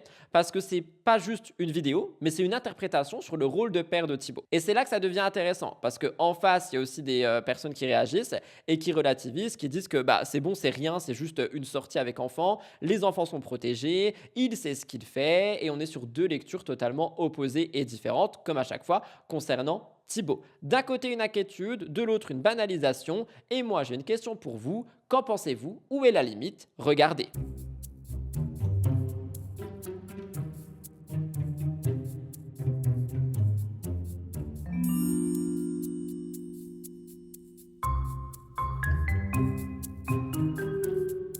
On sait que sur les réseaux, tout est amplifié. Une image, ça devient un symbole. Une action, c'est une prise de position. Et il y a un élément qu'on ne peut pas ignorer, le contexte émotionnel. Depuis le divorce, tout ce qu'il fait est observé à travers un prisme bien particulier. Comme si chaque détail vient confirmer une image de quelqu'un qui essaye de se redéfinir. Et ça, c'est important, parce que la même vidéo, postée dans un autre contexte, avec même d'autres personnes, aurait certainement suscité moins de réactions ou alors des réactions différentes. Mais là, vu que ça arrive dans un moment où le public est déjà attentif, critique et en attente par rapport à Thibaut Garcia, eh bien, ça pose des questions plus larges. Est-ce qu'on est en train de juger l'action et cette vidéo ? Ou alors, est-ce qu'on est en train de juger Thibaut Garcia qui fait quelque chose? C'est pas pour le défendre, mais depuis le divorce, même si le mec va acheter une baguette de pain, on le critique. Dans son cas, on voit bien que la balance, elle est fragile, parce que, voilà, il fait parler quoi qu'il arrive. Mais moi, ça m'emmène aussi à un autre point qui est la parentalité exposée. Quand tu partages ta vie avec tes enfants en ligne, tu ouvres aussi la porte au jugement sur ton éducation, sur tes choix, sur ta manière de faire. Et chacun projette sa vision. Ce qui est normal pour certains peut devenir dangereux pour d'autres. Et en soi, il n'y a pas de réponse universelle. Mais ce qui est sûr, c'est que ce genre de situation montre à quel point la frontière est fine entre partager un moment et déclencher un débat. Et moi, je pense que la vraie question, elle est là, et c'est pour ça que je la repose. Est-ce que pour vous, c'est la situation qui est critiquée, donc la situation avec les enfants, etc., qui peut être dangereuse, ou parce que c'est Thibaut Garcia? Je vous demande sincèrement d'être honnête. Soyez toutes et tous objectifs et objectives et répondez à cette fucking question dans l'espace commentaire. Moi, si vous voulez mon avis, j'aime pas Thibaut Garcia, j'aime pas ce qu'il dégage, j'aime pas son énergie, j'aime pas sa vibe, mais je trouve quand même qu'il prend vraiment cher pour absolument tout ce qu'il fait maintenant, alors que parfois, il n'y a pas forcément le cas. Et si je prends cette vidéo avec les enfants, alors moi, perso, je suis mitigé entre les deux, parce que quand je vois la vidéo, je me dis « Oh my god, s'il y a un gosse qui tombe, c'est dangereux, le gosse il est traumatisé à vie, plus jamais de sa vie, il remonte dans l'eau. » Mais après, je me dis que peut-être ils ont l'habitude, peut-être que c'est ultra protégé, juste on le voit pas. Et voilà, peut-être que c'est simplement pour avoir un souvenir, que c'est, je sais pas. Mais je trouve qu'il faut un peu mettre de l'eau dans son vin, de vin dans l'eau, je sais pas. Mais il faut un peu voilà, vous avez compris. Et je sais pas, je trouve que vu que c'est Thibaut Garcia, tout le monde s'en prend vraiment à lui. Mais ça, c'est mon avis. Je termine le cœur actu avec Liam Di Benedetto. J'étais choqué, j'avais pas vu ça passer. Et en fait, Liam Di Benedetto, elle est un petit peu en colère en ce moment. Et j'arrive à comprendre pourquoi. Il y a eu une énorme attente autour d'elle parce qu'elle est revenue sur les réseaux sociaux après une longue absence. Elle a parlé d'un projet, elle a évoqué une grande nouvelle. Donc ça a attisé la curiosité et les gens veulent savoir. Les hypothèses sont revenues en boucle et on lui a demandé si elle était enceinte. Si vous connaissez un peu l'histoire de Liam, vous voyez à quel point est-ce que cette question et cette rumeur ne sont absolument pas les bienvenus. Parce que dit comme ça peut paraître banal, c'est une question qu'on pose souvent, même si je vois même pas pourquoi est-ce qu'on la pose, surtout quand quelqu'un a déjà parlé d'enfant. Mais là, c'est pas une situation classique. Je vous rappelle que derrière, il y a une histoire lourde et récente, celle de la perte de son fils en 2024. Une épreuve qui forcément laisse une trace profonde et qui change complètement la manière dont certains sujets doivent être abordés. Et c'est là qu'il y a un décalage qui apparaît. Parce que d'un côté, les internautes qui posent une question presque automatique se disent « je vois pas le mal », mais de l'autre, on a cette personne qui reçoit cette question comme quelque chose de violent, de déplacé encore plus dans un contexte précis. Mais je le dis quand même sans contexte précis, ce genre de questions, il faut arrêter, vraiment. Liam a fini par répondre de manière très claire, très directe. Elle a dit stop. Elle a dit que ça la gonfle, que c'est horrible au vu de la situation et on sent qu'elle n'est pas dans une mise au point mais qu'elle est dans une limite et une vraie limite. Il y a des sujets qui peuvent pas être traités comme les autres et pas avec la même légèreté et pas avec ce genre d'insistance. Et elle le rappelle aussi sur un autre point. Elle dit que si un jour elle est enceinte, elle ne jouera jamais avec ça. Elle fera pas durer un suspense, elle transformera pas ça en teasing et je trouve que c'est intéressant et que du coup ça rejoint Sarah Martins. Ça vient s'opposer à certaines mécaniques sur les réseaux sociaux où tout devient un contenu, une annonce, un moment scénarisé. Vous allez l'entendre, Liam elle dit non. Elle pose une règle très simple, une manière de faire qui lui correspond et qui est en respect et en adéquation avec ce qu'elle a vécu. Et en vrai, je trouve qu'elle parle de ce fameux sujet aussi, et je trouve que ce qu'elle dit ici est ultra intéressant. Elle revient sur quelque chose de personnel, c'est pas quelque chose de dingue selon ses mots, mais c'est important pour elle, et là encore, elle va choisir son rythme, et elle annoncera son projet quand elle en sera prête. Ça peut paraître simple, mais en réalité c'est assez rare, parce qu'avec la pression des réseaux sociaux, elle est constante, tu vois, donc même si on lui met la pression, même si on la saoule, même si on la blesse avec ses questions, eh bien, elle reste fidèle à elle-même et fidèle à ce qu'elle souhaite dire ou pas. Je trouve que c'est quelque chose d'assez fort ce que dit Liam ici, parce que c'est pas juste une histoire de rumeur de grossesse, c'est une question de limite, de respect, de temporalité. À quel moment on peut poser une question et à quel moment on ne devrait pas le faire.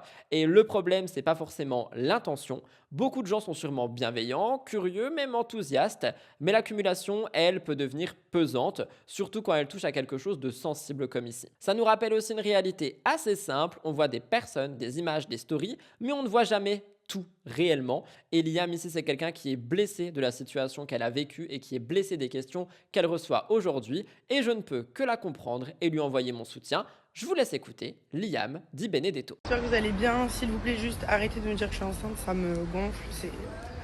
C'est horrible au vu de la situation, etc. Si j'étais enceinte, je vous l'aurais dit, je fais pas de suspense. J'en ai jamais fait d'ailleurs. Donc c'est pas maintenant que je vais en faire. C'est un projet personnel et je ne suis pas du tout enceinte. Je reçois tout le temps des messages, tous les jours. Alors ok, je vous fais du suspense, je vous dis ouais, je vais bientôt vous le dire. Et il y a quelqu'un hier qui m'a dit oui, depuis janvier tu nous dis que tu vas nous le dire. C'est vrai, mais je suis plus trop sur les réseaux là en ce moment parce que je suis très occupée à faire ce que je dois faire. Je vais vous en parler, rien de dingue, hein, c'est juste pour nous, voilà, c'était un changement. Voilà.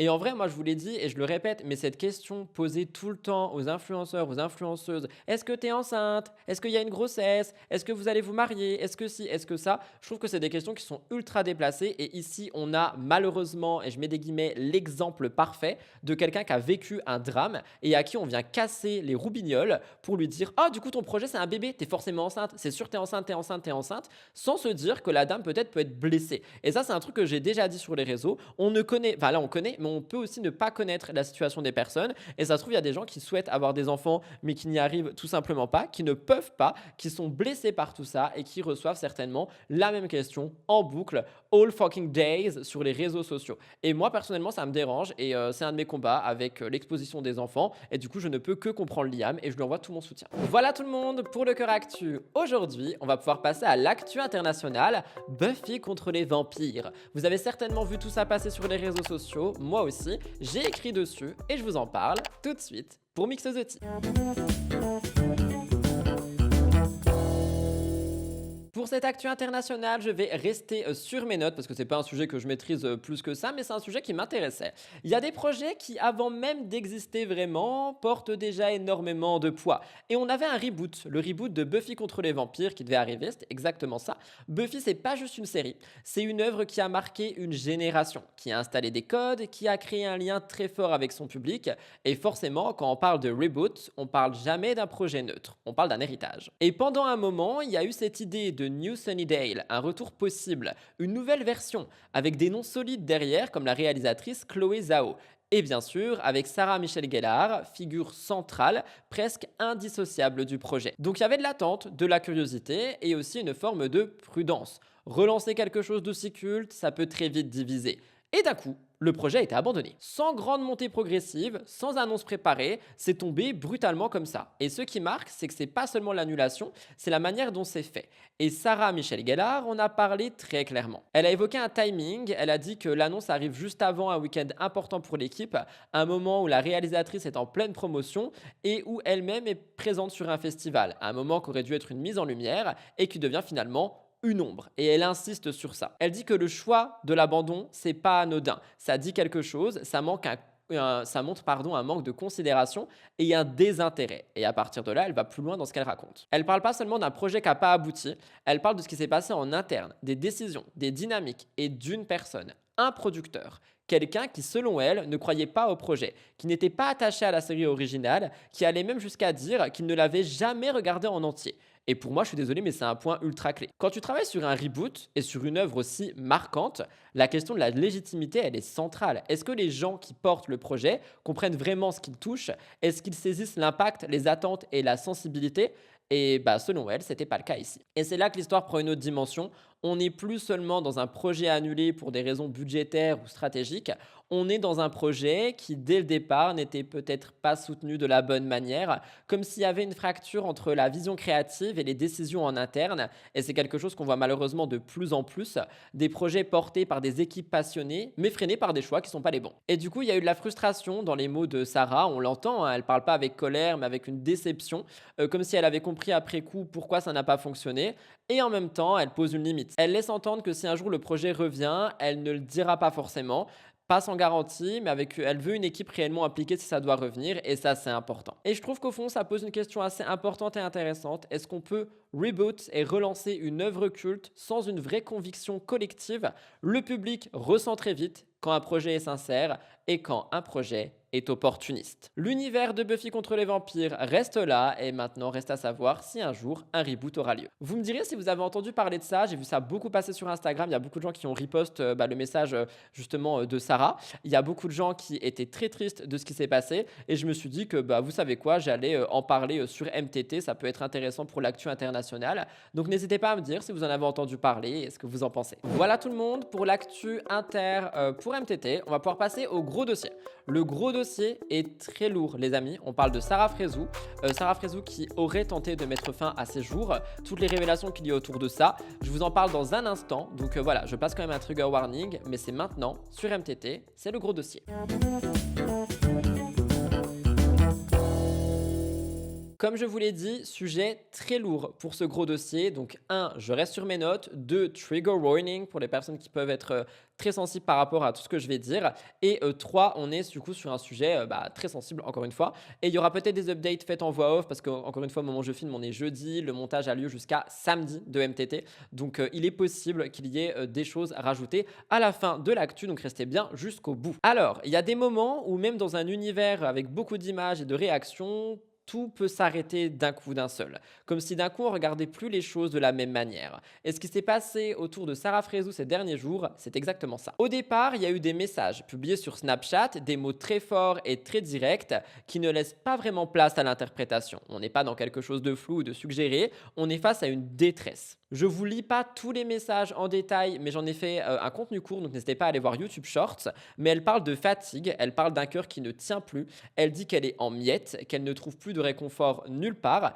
et très vite elle élargit. Elle évoque la haine sur les réseaux, le manque de compréhension dans sa famille, les blessures causées par des proches, comme si tout se mélangeait. Et ça aussi, ça marque. C'est pas une seule cause, c'est une accumulation de choses, une pression globale, quelque chose qui petit à petit semble avoir pris toute la place pour elle. Elle parle d'une rupture amoureuse également, elle parle d'une sensation d'être le problème de tout le monde, elle dit qu'elle a trop écouté son cœur, et il y a cette phrase qui revient presque comme un point de bascule, la seule solution, c'est de supprimer le problème, et le problème, c'est moi. Et là, forcément, on change complètement de niveau et moi, ça m'a bouleversé. C'est pas une prise de parole comme les autres, hein, c'est une émotion passagère ou pas, partagée en story. C'est un signe d'alerte très fort et ce qui renforce encore plus tout ça, c'est la forme. On n'a pas quelques mots isolés, on a vraiment une suite. C'est comme une lettre, et j'ai très peur de dire ça, une lettre qu'elle adresse à plusieurs personnes, à son père, elle demande pardon, comme si vraiment elle allait se retirer, et du coup ça a créé une onde de choc immédiate. Les gens réagissent très vite, et dans ce type de situation, bah, il y a une peur, une urgence,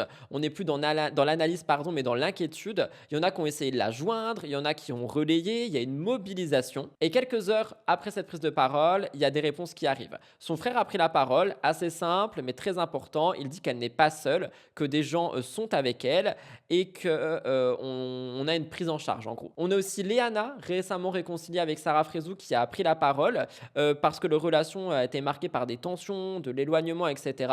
Et malgré ça, elle a parlé, elle a dit que les ambulanciers étaient là, qu'il y avait quand même une gravité dans la situation, qu'elle ne voulait pas entrer en détail dedans, et elle parle de regret, de culpabilité, du fait de pardonner aux gens, mais en disant qu'elle n'est pas seule pour le moment. On apprend aussi que Sarah Frézou, un peu plus tard du coup, a été prise en charge en sécurité, mais ça ne fait pas disparaître le malaise, parce qu'ensuite elle est revenue avec un autre message, beaucoup plus confus. Elle parle du fait qu'elle n'est pas maître de ses réseaux. Des personnes auraient pris le contrôle de son téléphone, et elle dit qu'elle est restreinte de tout. Et là, on entre dans quelque chose d'assez flippant. Vous allez l'entendre, hein, les mots sont pas clairs, l'état il est instable et du coup tout le monde est inquiet. En fait, on voit que la situation elle serait pas stabilisée et il resterait quand même pas mal de choses en suspens. Et on a eu les réactions qui ont continué, mais d'abord écoutez cette vidéo extrêmement flippante, je trouve, de Sarah Frézou. Encore une fois, le dernier message où il y a écrit tout va bien et le fait qu'on a supprimé mes stories, ce n'est pas moi. Encore une fois, on a pris le contrôle de ma vie. Je n'en peux plus. J'ai tellement envie de tout partager réellement la personne que je suis. Mes mal-être, ce qui se passe. Mais je resterai silencieuse. Car je dois penser à tout le monde, sauf à moi.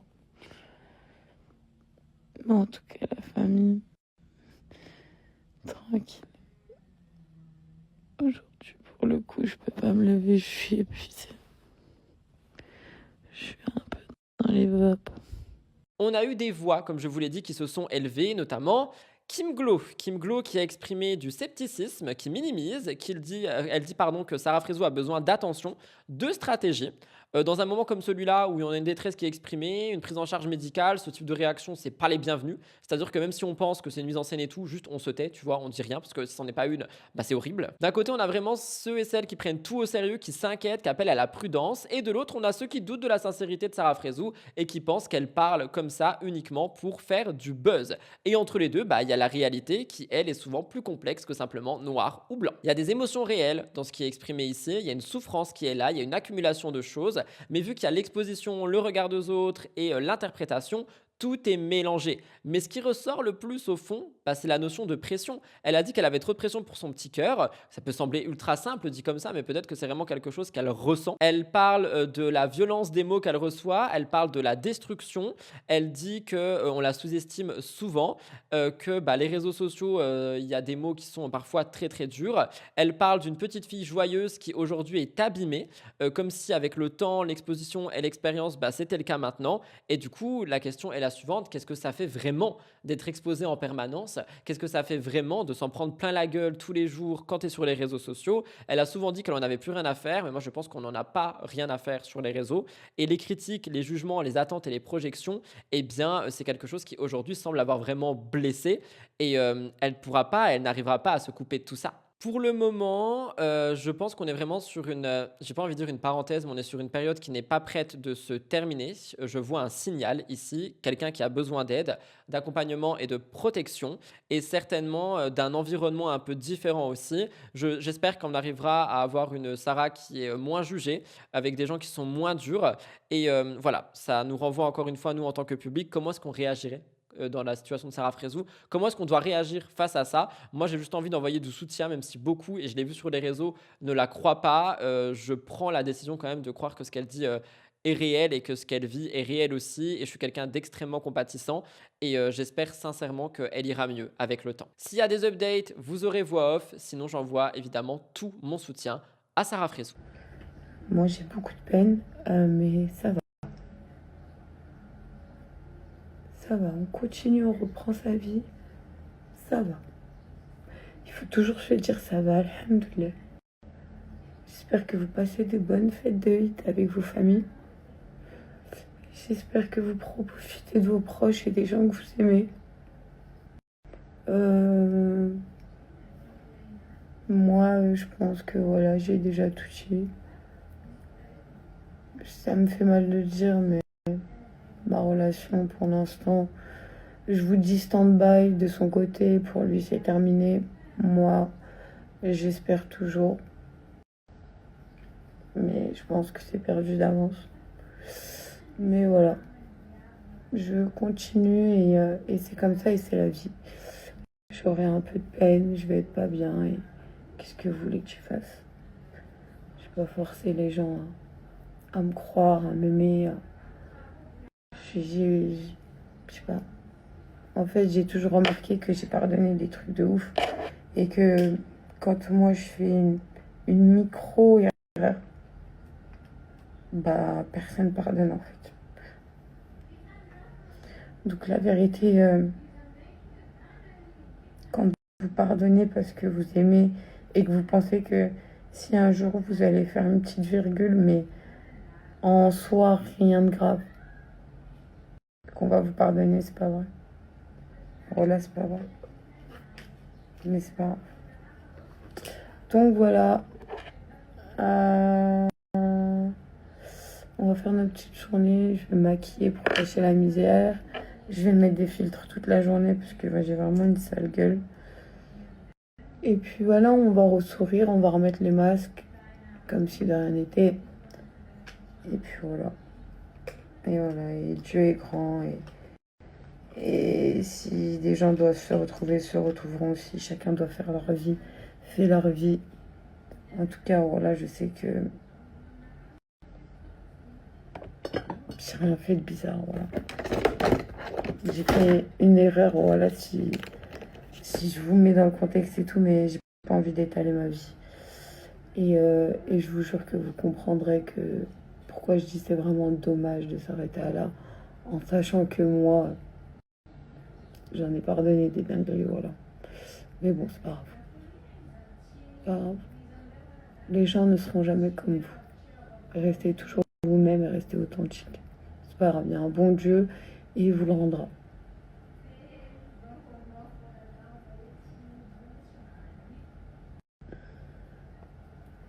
Dire que j'ai aimé une personne et qu'aujourd'hui j'ai mal parce que ma relation, cette personne elle est plus là et que chacun va faire sa vie de son côté. Pour moi, c'est pas me rabaisser, c'est j'ai mal. Et si je pouvais trouver une solution pour rattraper tout ça et qu'ils puissent comprendre à quel point je suis désolée et que vraiment jamais de ma vie je l'aurais trahi ou jamais, voilà, au bon Dieu, jamais vous me connaissez. Voilà, je l'aime tellement, mais je l'aime tellement. Mais bon, moi j'ai réussi à pardonner, mais quand je vous dis des impardonnables, voilà, ça restera dans le silence de notre relation, mais je vous jure que si vous apprendrez tout, genre, vous-même, vous me direz, mais Sarah, wesh, qu'est-ce que tu fais? Mais je l'aime. Je l'aime lui et personne d'autre, et voilà. Voilà tout le monde pour le gros dossier de la semaine. Ne partez pas, l'émission n'est pas terminée. On a encore l'Astro Actu dans quelques instants et ensuite nous pourrons conclure. Ça va être le moment où on va respirer un petit peu, on va être sur du léger et on va terminer l'émission comme chaque semaine avec quelque chose que vous aimez beaucoup. Et cette semaine, vous allez voir, on va parler de quelque chose qui a fait beaucoup parler justement. Allez, c'est parti, jingle.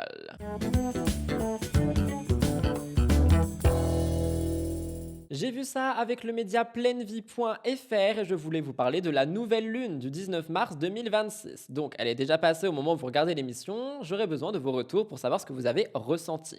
On va parler d'amour étant donné que la vie amoureuse de deux signes astrologiques risque de basculer. Dans la nuit du 18 au 19 mars 2026, on a eu une nouvelle lune en Poisson qui s'est formée au tout premier degré du signe juste avant l'équinoxe du printemps. Derrière cette lunaison de l'hiver, ça vient remuer les eaux profondes des sentiments. Pour certains, l'amour va ressembler à un grand ménage intérieur avant qu'un nouveau calendrier astrologique ne redémarre. Le mois de mars 2026 a été marqué par une éclipse le 3 mars, vécue comme un pic de tension émotionnelle, et la nouvelle lune en Poisson ouvre un cycle profondément intérieur, avec évidemment de l'introspection, notamment pour les Vierges et les Balances. Donc cette nouvelle lune a eu lieu dans la nuit du jeudi 19 mars à 2h24 à Paris, et elle s'est formée sous le signe du Poisson, avec un degré de dissolution. Ça clôt un cycle zodiacal, je pense, juste avant l'arrivée de l'équinoxe du printemps qui s'appelle aussi le nouvel an astrologique. Donc, selon l'horoscope de Marie-France, cette liaison met fin à une étape émotionnelle pour préparer le terrain du bélier. Le même jour, le soleil en Poisson se rapproche de Saturne et donc on est vraiment dans l'invitation à faire le tri dans les sentiments et à décider ce qui compte vraiment. On est vers la guérison intérieure, on voit que Mercure devient stationnaire après 3 semaines de rétrogradation, ça va redevenir direct le 20 mars. Et pour le Sagittaire, la nouvelle lune notamment, c'est une renaissance.